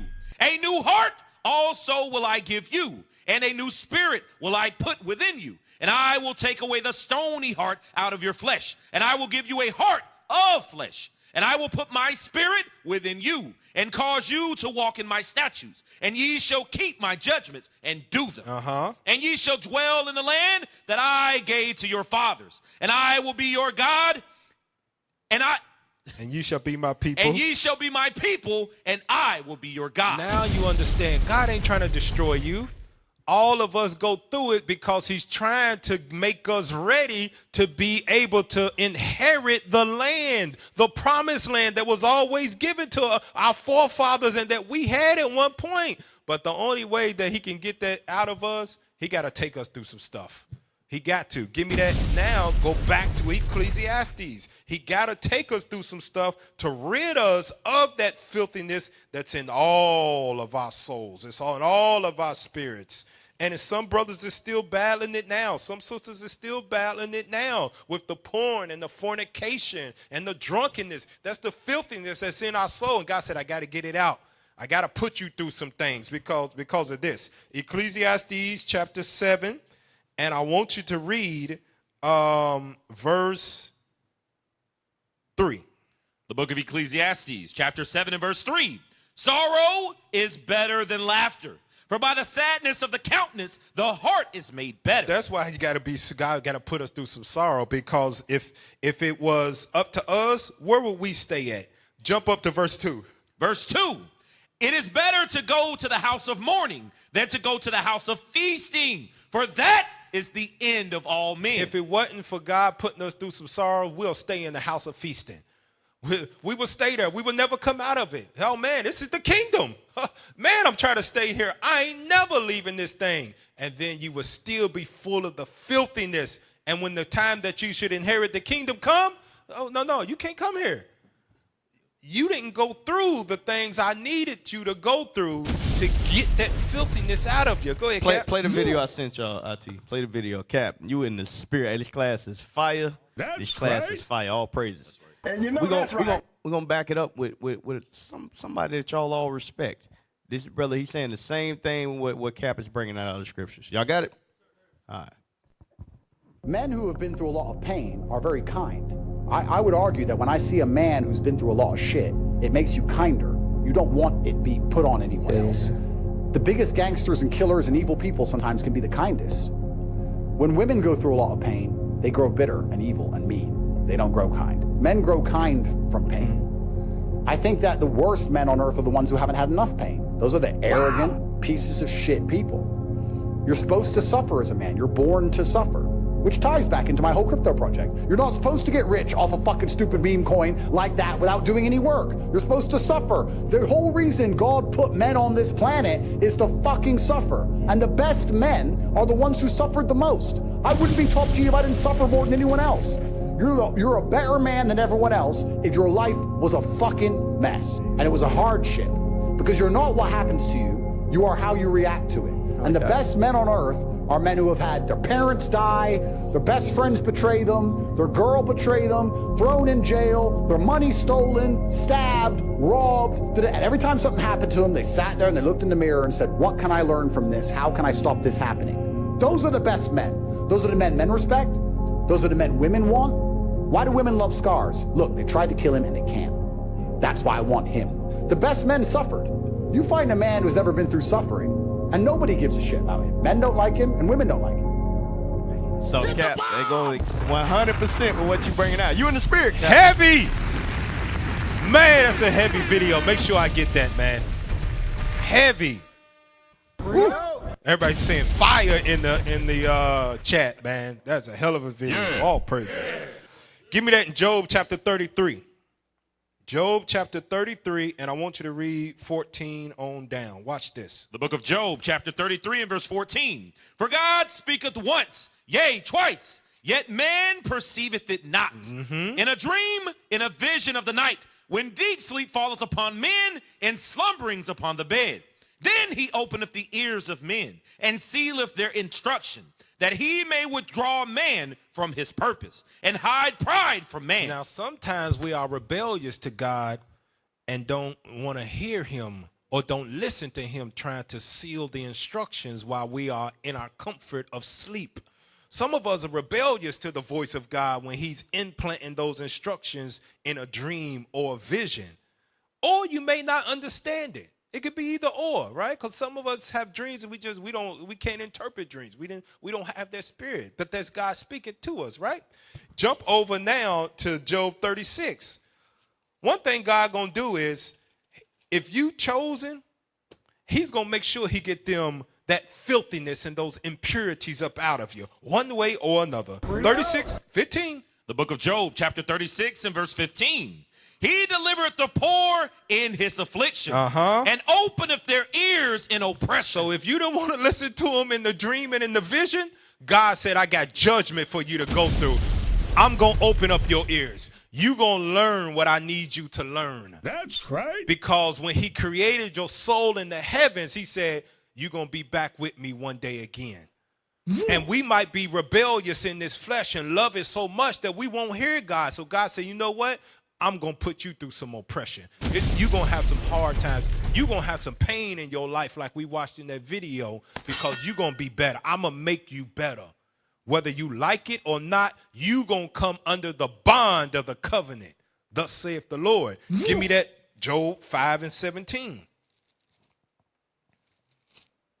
Read it. The book of Job, chapter 5 and verse 17. Behold, happy is the man who God corrects. Now God says be happy. You didn't want to listen to me when you was in your comfort and do what I wanted you to do where you wouldn't have to go through this. Now I'm going to put you through some oppression, and God said you better be happy when you go through it. Read it again. Behold, happy is the man whom God correcteth. Therefore, despise not thou the chastening of the Almighty. Now, don't despise it when you're going through it. Be happy, because what? As we watched in the video, if you despise the correction, you'll miss the lesson. I'm going to say it again.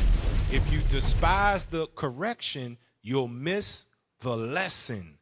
Pull up that image that I've got. Pull that in about discernment. Read that.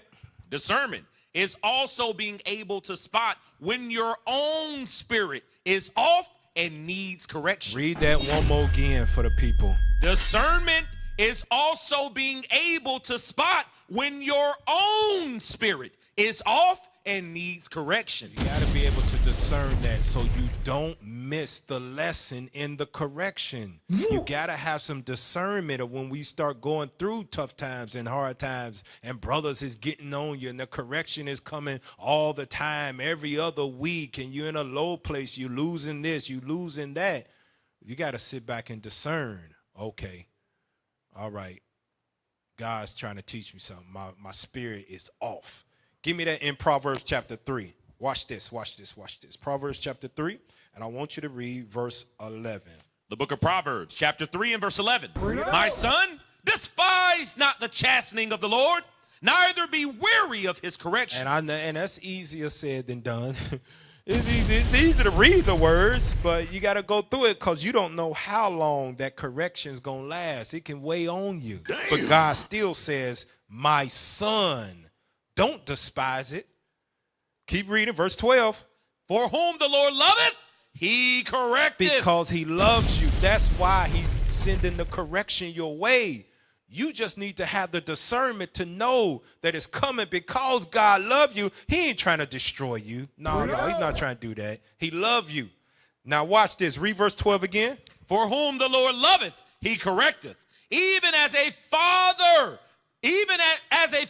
the son is whom he delighteth. In whom he delighteth. Now watch this. Immediately after the correction comes, what is after that? Verse 13. Verse 13. Happy is the man that findeth wisdom. Immediately after correction comes what? Wisdom. Comes wisdom. That's why God said, don't despise it, my son. I know it's hard, sister. I know you feel a certain way. Don't despise the correction. Be happy, because immediately after this, wisdom is going to meet you. And wisdom's going to give you what? Read it from the top again. Happy is the man that findeth wisdom, and the man that getteth understanding. You're going to get understanding if you don't despise the correction. You despise the correction, you miss the lesson that God is trying to teach you. Immediately after that comes wisdom. Go to Wisdom of Solomon 7, and let's read verse 22 now. Immediately after correction comes wisdom. The book of Wisdom of Solomon, chapter 7 and verse 22. For wisdom, which is the worker of all things, taught me. It did what? Taught me. Wisdom teaches you.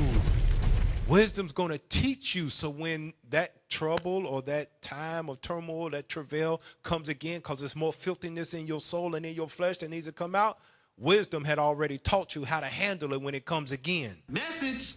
Keep reading. For in her is an understanding spirit, holy, one only, manifold, subtle, lively, clear, undefiled, plain, not subject to hurt, loving the thing that is good, quick, which cannot be letted, ready to do good. Ready to do good. Jump over to chapter 8, and I want you to read verse 7 now. What is wisdom going to teach you?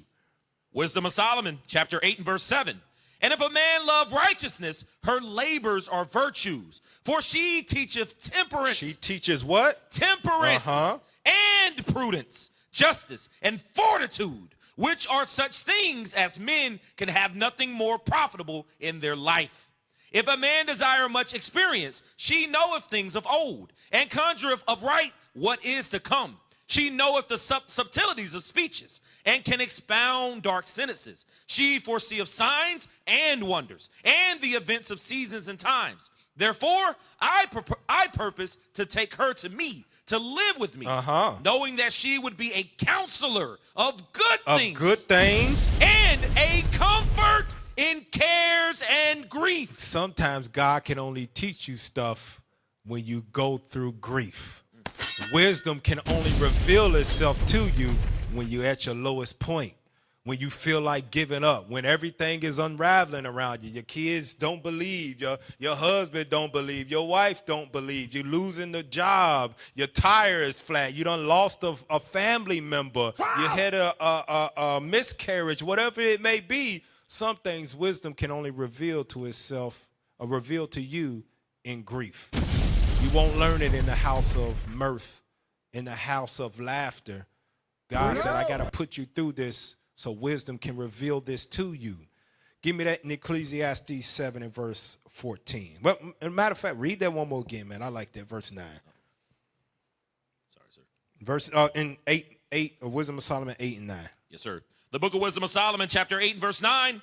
Therefore, I purpose to take her to me, to live with me, knowing that she would be a counselor of good things, and a comfort in cares and grief. And in grief, wisdom would only reveal itself. Some things, maybe the temperance that you need, you need to go through troubles and grief where you just got to be patient. You just got to make your way through it. You just got to keep on going. Ain't nothing going to change the situation. You can't buy your way out of this. You can't talk your way out of this. You just got to suffer and go through it, and therefore you learn temperance in that whole process. Give me that in what I call Ecclesiastes 7 and 14. Yes, sir. The book of Ecclesiastes, chapter 7 and verse 14. In the day of prosperity, be joyful. But in the joyful, day, because we're not telling you to walk around, woe is me. Because you're going to have travails. Some is going to be greater than others. Some is going to be minor things. Oh, well, every time, I stubbed my toe. Oh, man. Can you pat me on the back? I hit my pinky toe on the side of the bed today. No. We won't tell you walk around be like that, man. In the day of prosperity, God say be joyful. Be thankful. Read on. But in the day of adversity. In the day of adversity. Consider. Consider what can I learn from wisdom during this time as I'm going through it. God's put me through it for a reason. Consider what can I learn from wisdom? What is God trying to teach me during this time? And if I don't despise it, I'll learn something from it. Because God loved me. I'm his son. I'm his daughter. He ain't trying to destroy me. Let me consider what I can learn from wisdom. Give me that Psalm 119. Psalm 119. And I want you to read verse 67. The book of Psalms, chapter 119 and verse 67. Look at what David said. Before I was afflicted. Before I went through turmoil. I went astray. Consider, have I went astray from my first love? Bring it out. Am I giving my time to God like I used to when he first called me, when I was on fire, when I was studying? There wasn't no 4 chapters a day. I was doing 10 chapters a day, 12 chapters a day. Didn't nobody have to tell me, man, this phone didn't mean nothing. Instagram was out when they called me. But now I got to consider, have I went astray from God? Jump down to verse 71. Verse 71. It is good for me that I have been afflicted. You know, David had wisdom enough that he said when the affliction came, when he lost his child, when his son turned on him, when he was on the run, David had enough wisdom to still say, it's good for me that I have been afflicted. Read. That I might learn thy statutes. David knew that God was teaching him something in the judgment that he got. David knew that. We got to know that as well when we're going through it. Now jump down to verse 75. I know, O Lord, that thy judgments are right, and that thou in faithfulness hath afflicted me. In faithfulness he afflicts us. Man, ain't that sound like an oxymoron? In faithfulness he afflicts us. Well, Paul said in Hebrews 12, he said, well, our fathers of earthly fathers, they chastise us for their enjoyment. Well, God doing the same thing. He in faithfulness is afflicting us because he always intends to bring us back up. When we go down, God said, I'm going to bring you back up. I'm going to be faithful. I'm not going to leave you down there. I'm going to bring you back up, but you got to believe it. You got to get up your damn self so he can help you up. Watch this, watch this. We're going to show it. Sirach 34, verse 16. You got to believe that God is faithfulness in the affliction, that he ain't left you. Sirach 34, verse 16. The book of Sirach, chapter 34 and verse 16. For the eyes of the Lord are upon them that love him. And he loves those that keep his commandments. That's right. Read. He is their mighty protection. He's their mighty protection. And strong stay. A defense from heat and a cover from the sun at noon. A preservation from stumbling and a help from falling. A help from what? Falling. A help from following. Brothers and sisters, God ain't trying to leave you stressed and depressed. He ain't trying to do that. He says his eyes are the eyes of the Lord are upon them that love him. He's their mighty protection.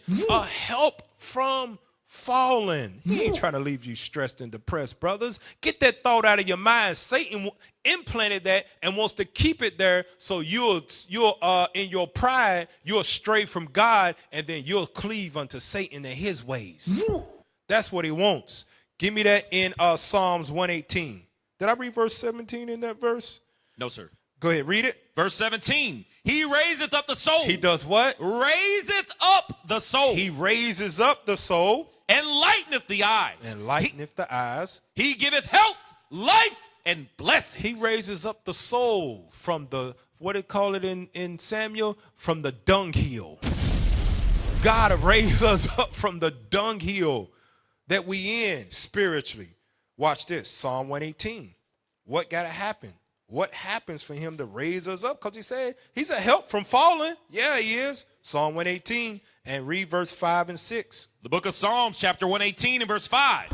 I called upon the Lord in distress. In what? In distress. You got to call upon the Lord in distress.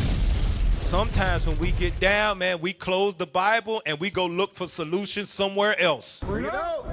The calling on the Lord is the last thing we do instead of being the first thing that we do.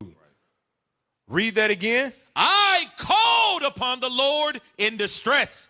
The Lord answered me and set me in a large place. That means he brought me out of that hole that I was in. That's right. He set me in a large place. He brought me out of it. Read verse 6. The Lord is on my side. The Lord is what? On my side. We got to remember that. The Lord is on our side. Those that keep the commandments, God is for us. His protection is for us. In faithfulness, he's afflicting us, but he ain't intended us to leave us at the bottom. No, the Lord is on our side. Read on. I will not fear. Who can man do what can man do unto me? Go back to the book of Sirach. Sirach chapter 24, and I want you to read verse 24. The book of Sirach, chapter 24 and verse 24. Faint not to be strong in the Lord. Read what God say. Faint not to be strong in the Lord, that he may confirm you. Cleave unto him. Cleave unto him in that valley. Read on. For the Lord Almighty is God alone, and beside him there is no other Savior. We got to cleave unto him when your mind tells you to stray away. When your mind tells you to leave and go find a solution from somewhere else other than God, you got to tell yourself, no, flesh. No, my soul cleave unto the Lord.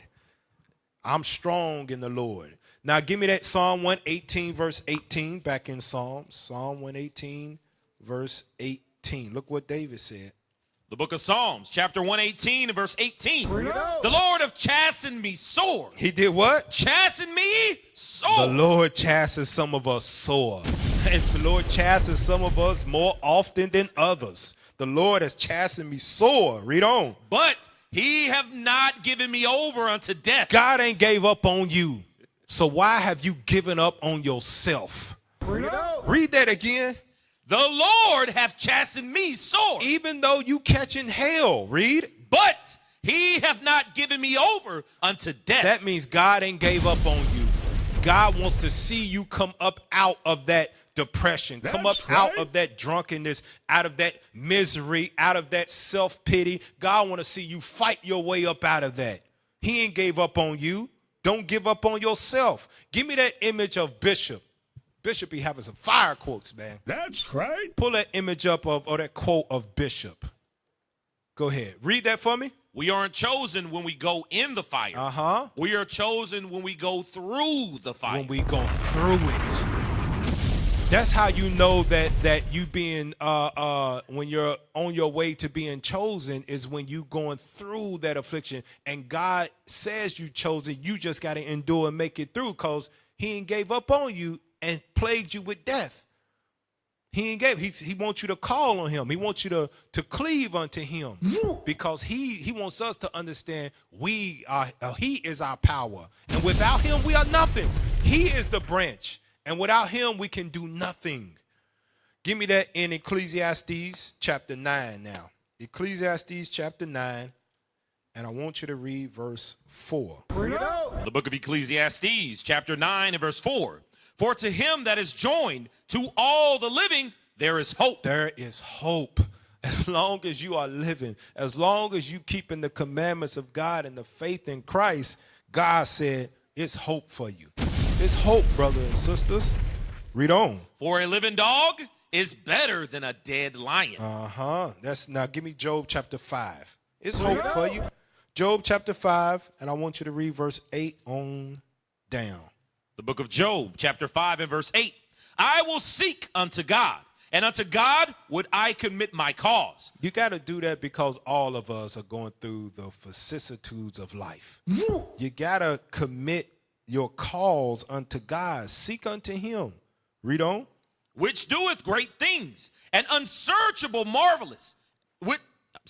Verse 9. Which doeth great things, and unsearchable, marvelous things without number. Who giveth rain upon the earth, and sendeth waters upon the fields, to set up on high those that be low. Those that what? Be low. And though you be low, God says, I intend to set you up on high. Keep reading. That those which mourn may be exalted to safety. Now, although God intends to set us up on high, you are expected to fight. That's right. Christianity is the place where you go and learn lies, where if you just throw some money in God's pot and you just sit around and do nothing, that God is going to bring you up out of this dunghill that you're in. No, God expects us to fight with his word in order to set us back up on high. Why? Because what happens in that?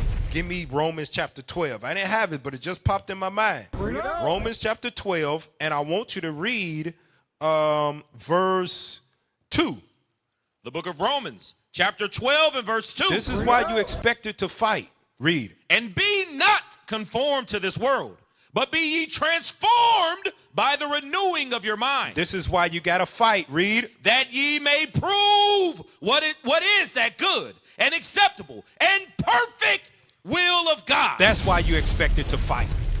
Christianity will lie to you and tell you just drop some money, sow a seed, God throw down a blessing for you because you paid him off. You paid him off like a common criminal or a crook. Nah, God said that if I'm going to set you up on high, you're going to have to renew your mind. You're going to have to fight, because I want you to prove to all those around you that my word can bring you up out of that low place. It can bring you up from the dunghill. You going to be the example on earth that my word is powerful if it's applied, if you cleave unto it, if you call on him. Now, I want you to pull up that image about choose wisely. This has been surfacing around the internet, and it stuck out to me. Pull it up. Read that real quick for him. Marriage is hard. Divorce is hard. Choose your heart. Choose your heart. Go ahead. Obesity is hard. Being fit is hard. Choose Listen, your hard. being in shape is hard. Listening to Captain Shim is hard too. Choose your hard. Read on. And you know that's right. Being in debt is hard. Being financially smart is hard. Choose your hard. Uh-huh. Communication is hard. Not communicating is hard. Choose your hard. Life will never be easy. Life ain't never gonna be easy. Go ahead. It will always be hard. Uh-huh. But we can choose our hard. You can choose your hard. Choose wisely. Choose wisely. That's right. Get that in our minds that life will never be easy. I'm learning that the older I get, I'm learning, man, this stuff ain't easy. The older, for all those that wanna, I wanna get out and have my own. I wanna pay my whole bills. I want my own. Okay, all right. All right, you're going to be here one day be like, man, I should have chose differently. I didn't choose wisely. They tried to tell us, and we all lived that. The old folks, when we actually had old folks that cared about us in the barbershop, the dudes on the corner, the you know, you can't be out here going in the house. When they wouldn't let us be with them. They try to tell us that this stuff is hard. We didn't believe them. But now we understand through the scriptures, life is going to be hard. Choose your hard. That's right. Now, give me that in Psalms 103. Psalms 103. We're going to do some reading here. Psalms 103. And I want you to start at verse 1. We're going to wrap it up here in a few. The book of Psalms, chapter 103 and verse 1. Bless the Lord, O my soul, and all that is within me. Bless his holy name. Bless the Lord, O my soul, and forget not all his benefits. Don't forget the benefits of God that you know, you might have been down in your life, but he brought you back up. He didn't leave you down there. Don't forget those things. Don't let affliction cause you to forget the joyfulness in serving God. Read on. Who forgiveth all thine iniquities, who healeth all thy disease, who redeemeth thy life from destruction, who crowneth thee with loving kindness and tender mercies, who satisfieth thy mouth with good things, so that thy youth is renewed like the eagles. The Lord executeth righteousness and judgment for all that are oppressed. Read that again. Read that again, verse 6. The Lord executeth righteousness and judgment for all that are oppressed. And we see that coming. That's coming to pass. We see what's happening in what is known as the Middle East. We see Iran bombing Israel, Israel bombing Iran, bombing Lebanon, and Iran promising retaliation. God said that judgment for all the oppressed is coming. As long as you in the righteousness of God, keeping his commandments, he's going to give us the judgment that we seek. Read on. He made known his way unto Moses, his acts unto the children of Israel. The Lord is merciful and gracious, slow to anger, and plenteous in mercy. You got to remember that. Keep reading. He will not always chide, neither will he keep his anger forever. That's why he brings us up. You can't forget the benefits. Yeah, God might have been angry at you at one time and say, I'm put you through something. You're going to learn something in this time. But his anger does not last forever. He brings you back up. Read on. He hath not dealt with us after our sins, nor rewarded us according to our iniquities. Because all of us deserve death for the things that we have done. But God didn't judge us according to that, because he wanted to teach us something from the lesson. Go ahead. For as the heaven is high above the earth, so great is his mercy toward them that fear him. As far as the east is from the west, so far has he removed our transgressions from us. Like as a father pitieth his children, so the Lord pitieth them that fear him. For he knoweth our frame. He remembereth that we are dust. As for man, his days are as grass, as a flower of the field, so he flourisheth. For the wind passeth over it, and it is gone, and the place thereof shall know it no more. But the mercy of the Lord is from the everlasting to everlasting, upon them that fear him. Upon them that fear him. Even in dark times and places in our life, the mercy of the Lord is upon them that fear him. That's right. Read on. And his righteousness unto children's children, to such as keep his covenant, and to those that remember his commandments to do them. To do them. And he wants to see us fight. This is what we forget in the times of keeping the commandments and repenting, that the war is not against the unrighteous. It's not against the sinners. The war is against those that keep the commandments of God. Why are we shocked or surprised when the turmoil and comes upon us? Satan is at war with us. Message. When you keeping the commandments of God, God gonna try you. So Satan said, okay, these are the people I'm at war with. I'm gonna bring it to them. I'm gonna put every obstacle I can in front of them to make them turn and curse you and die like he tried with Job's wife. Don't be surprised in it. Understand that God got mercy for you in this battle. That's right. He want to see you overcome depression. He want to see you overcome fornication. He want to see you overcome envy, adultery, drunkenness, murmuring, gossiping, clubbing, whatever it may be. God want to see you overcome those things. Now, give me that video of Ali. Here's an example of what it looked like in the physical, but this is what should be happening in the spiritual. Pull up that video. Let's play that. Hey, wait a minute, pause it. Want y'all to know, especially if Captain Gad is watching, Ali is from Louisville, and he's the greatest of all time when it came to boxing. Shout out to Captain Gad. Play that video. Ladies and gentlemen, this is Cassius Marcellus Clay. So when you got drunkenness and envy and murmuring coming, you got to dodge like that. Dodge it. God will see you fight back like this. That might be depression. God said you better beat his ass. Put up your dukes. Put them up. Wave them off, man. You can't do nothing with me. Drunkenness can't hold me back. Murmuring, nah, I'm not gonna allow you to do that. Fornication, nah. I'ma overcome you. Is that it on that video?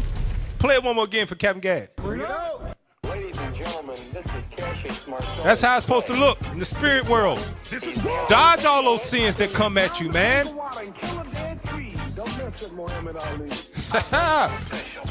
Take it cheerfully. Don't despise the correction. Fight it back. Get that at Exodus 15:3.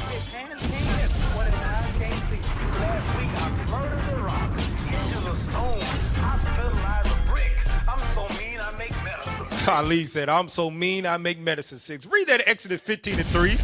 The book of Exodus, chapter 15 and verse 3. The Lord is a man of war. God is waiting to see you punch back.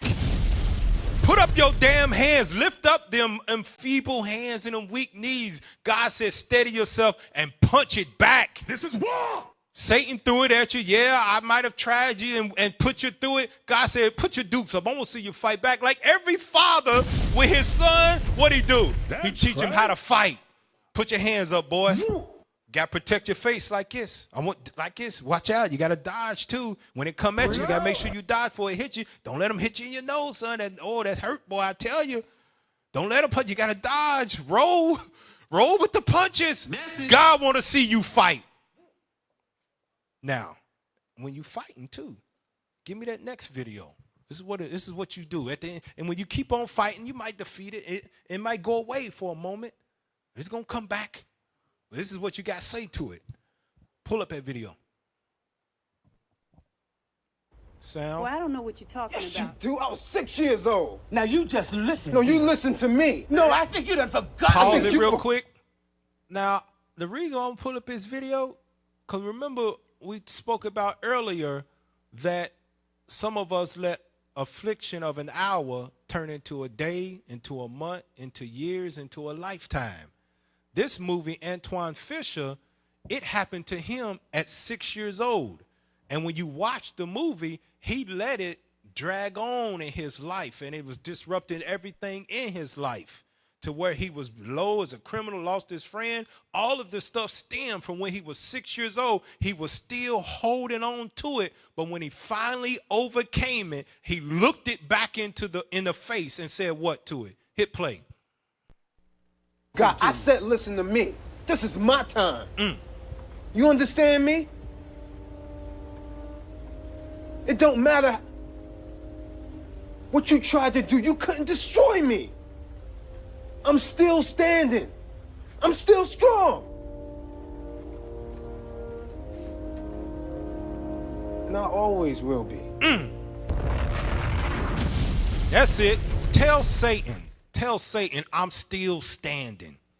Tell Satan that I'm still strong. That's right. And you always gonna be strong when you got God on your side. All right, so we're gonna end it on that. The vicissitudes of life. Great, Cap. Cap. Yeah. Excellent class, Cap. All praise. Soft? That's right. No, we on. All right. I didn't know if you was gonna go there or not. Go No, to go second ahead. Ezra. Go to Pull second it up. Ezra real quick. I'm gonna bring out two precepts. I'm gonna put in honor of Tallahassee. That's I'm gonna right. bring out two precepts. That's right.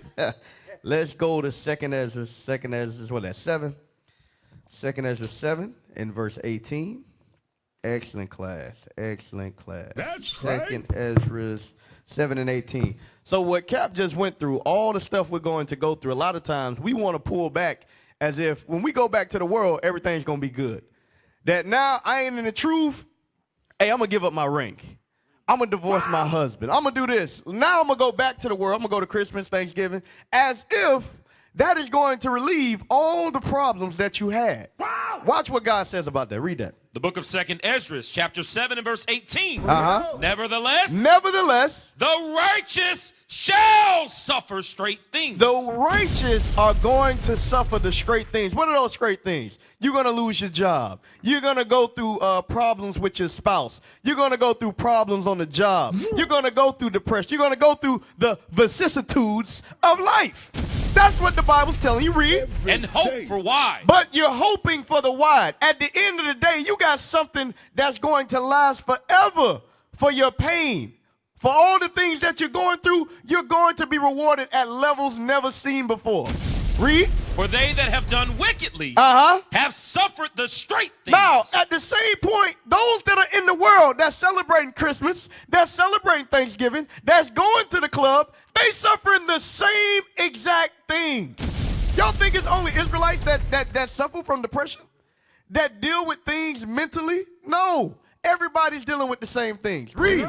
And yet And what? And yet And yet shall not see the wise. You see that? Why would you go through all this and then you get nothing at the end? That is why, go to 2nd Ezra, chapter 9. I want condition of the battle. 7 and 57. 7 and 57. That is why we must continue to fight. We must stay in this thing and understand this is all part of life. This is how the Most High set us up. That's right. And if you ain't going through nothing, guess what? You ain't about nothing. You got to go through something to be saved. It's that simple. The men that go through the most pain on earth are the most successful. That is why IUIC as an organization, you take the collective pain that we went through, the bishops, the deacons, that's why we can give the counsel. That's why we can teach at the levels that we teach, because we've been through so much. If you ain't been through nothing, you ain't going to be nothing. Understand that. Read that. The book of 2nd Ezra, chapter 7 and verse 57. Then answered he me. Read. And said, what? This is the condition of the battle. This is the what? The condition of the battle. This is the condition of the battle. The vicissitudes will exist. Read. Which man that is born upon the earth shall what? Shall fight. So the example that Captain Zakar just posted of Muhammad Ali, that's what the Bible said. The Bible says you got to stand up and fight. This is war. That's all I got, Captain. All praises, all praises. Well, we're going to keep it going. Hey, stay in 2nd Ezra. Give me chapter 3, verse 7. Yes, sir. All right? Like Captain Zakar pulled early in Proverbs 3, we shouldn't despise the chastening of the Lord. Let's take a step back. We are all born in that same sin nature.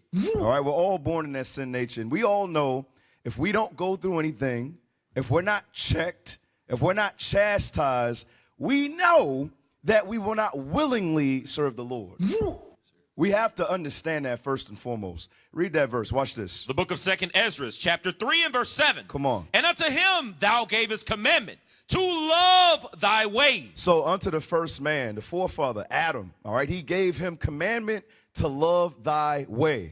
All right, let's see if he did it. Come on. Which he transgressed. Which he did what? Transgressed. Which he transgressed. Come on. And immediately thou appointest death in him and in his generations. And in his generations, come on. Of whom came nations. Come on. Tribes, people, and kindred out of number. And kindred out of numbers. Is there more on that? No, sir, that was in the 7th. That was it. Now I want to go to Deuteronomy, the 8th chapter, all right, to touch on that exact point, going into that sin nature. All right, start at verse 12. Let me hear that. The book of Deuteronomy, chapter 8 and verse 12. Do me a favor, 11. Let's do 11. The book of Deuteronomy, chapter 8 and verse 11. Watch this. Beware that thou forget not the Lord thy God. You understand? You understand? The Lord delivered us with a mighty salvation out of the hand of the Egyptians. That's right. All right, but mind you, as soon as we got out of captivity, what did we do? We forgot the Lord. We forgot the great works. We forgot his salvation. Our forefathers literally witnessed the Red Sea being parted. That's right. You understand? So going with Captain's class, which was an excellent class today, we have to understand that God is not against us just because we go through stress or different battles or hardships. The Lord, in fact, he's showing how close he is to us to make sure that we stay on task. That's how we got to be able to see that. Read verse 11. Yeah. Beware that thou forget not the Lord thy God. Come on. In not keeping his commandments. Read. And his judgments and his statutes, which I command thee this day. Come on. Lest when thou hast eaten and art full and hast built goodly houses and dwelt therein. And when thy herds and thy flocks multiply, and thy silver and thy gold is multiplied, and all that thou hast is multiplied. Verse 14. Then thine heart be lifted up. Come on. And thou forget the Lord thy God, which brought thee forth out of the land of Egypt, from the house of bondage. You see that thing right there? Whenever we're comfortable, all right, whenever everything is going our way, you got the good job, your marriage is on point, you have the possessions that you want. You say, I forgot how I got here. You understand? Wow. I forgot the hard work and the discipline that I put in to get here. So now I'm full. Now I can relax. Message. That's when Satan comes in and you forget that the Lord provided you with all of that. Damn. Read verse 2. Verse 2. Come on. And thou shalt remember all the way which the Lord thy God led thee these 40 years in the wilderness. Why did the Lord put us through 40 years in the wilderness? Why? To humble thee. To do what? To humble thee. Come on. And to prove thee. And to do what? To prove So we thee. got to understand the forefathers had to go through it. That's right. What's different than us? We're going to have to go through the trials. And don't cry and ask, oh, why am I going through this? I don't understand. Just like Kat brought out, it's for us to commune within ourselves and figure out why I'm going through this particular trial at this stage in my life. Are you going to be that brother or sister, like Captain O.C. mentioned, go back into the world? Or are you going to be that brother or sister who says, I don't like it here, I'm going to go to another camp? Because there's something within you that you haven't fixed. Instead of seeing the problems for what it is, when the problem's most likely yourself. But you don't want to acknowledge, you want to run away from the chastening of the Lord. Read that part again. Watch this. To humble thee. Come on. And to prove thee. To know what was in thine heart. To know what? What was in thine heart. That's going into applying that pressure. You understand? So you can be refined. The Lord knows that wicked mind that's in your heart. But why you act like you don't know? Come on. Whether thou wouldest keep his commandments. Whether you're going to keep his commandments. Or no. And a lot of brothers and sisters like to blame that on someone else. But these type of classes, these are self-reflection classes. Meaning when we go through these trials, you should know, well, shoot, I know exactly why I'm going through this because the Lord gave me an opportunity. I didn't take it and I continued to sin. And now this is what I get. You got to be able to see those things. All praise. All right, since we got a little more time here, let's give you that in Matthew 12 real quick. Matthew 12, this will be the last one. Matthew chapter 12. Hold your precepts, Captain T. Matthew chapter 12, 11 and verse 28 through 30.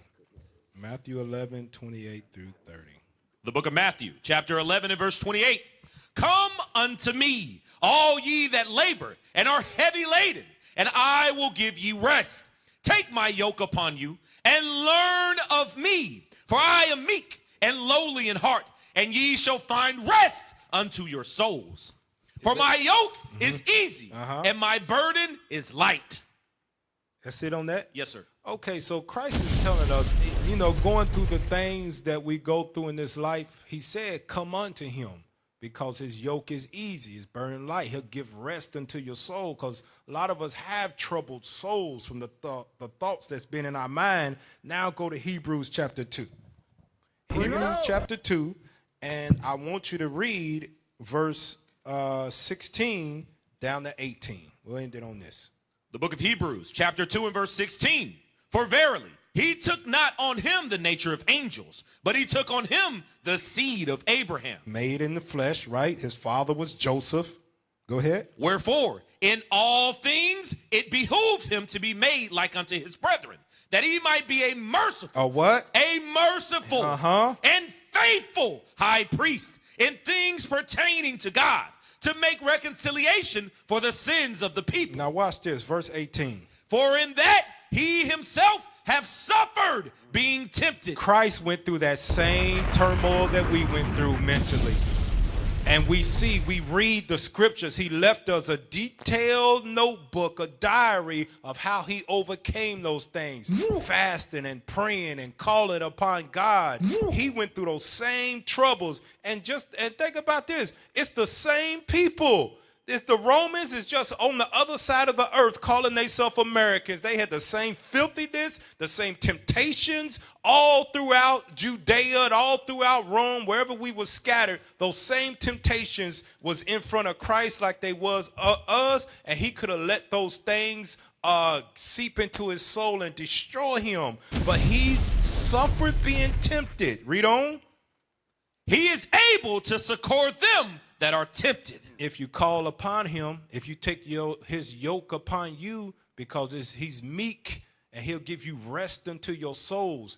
Never forget that. Call upon the Lord when you in them low valleys and you feel like giving up. He says, take my yoke. It's there for you. He knows what we going through. Just call upon him and trust in the Lord. All right? So with that, we will officially end it. All praise to the Most High. Don't do it, Cap T. All praise to the Most High. Hey, stay tuned. Right after this, we got the 12 o'clock class here on this blessed Sabbath day. Do you know who's teaching 12 o'clock? Deacon Ithar is coming up right after this. So with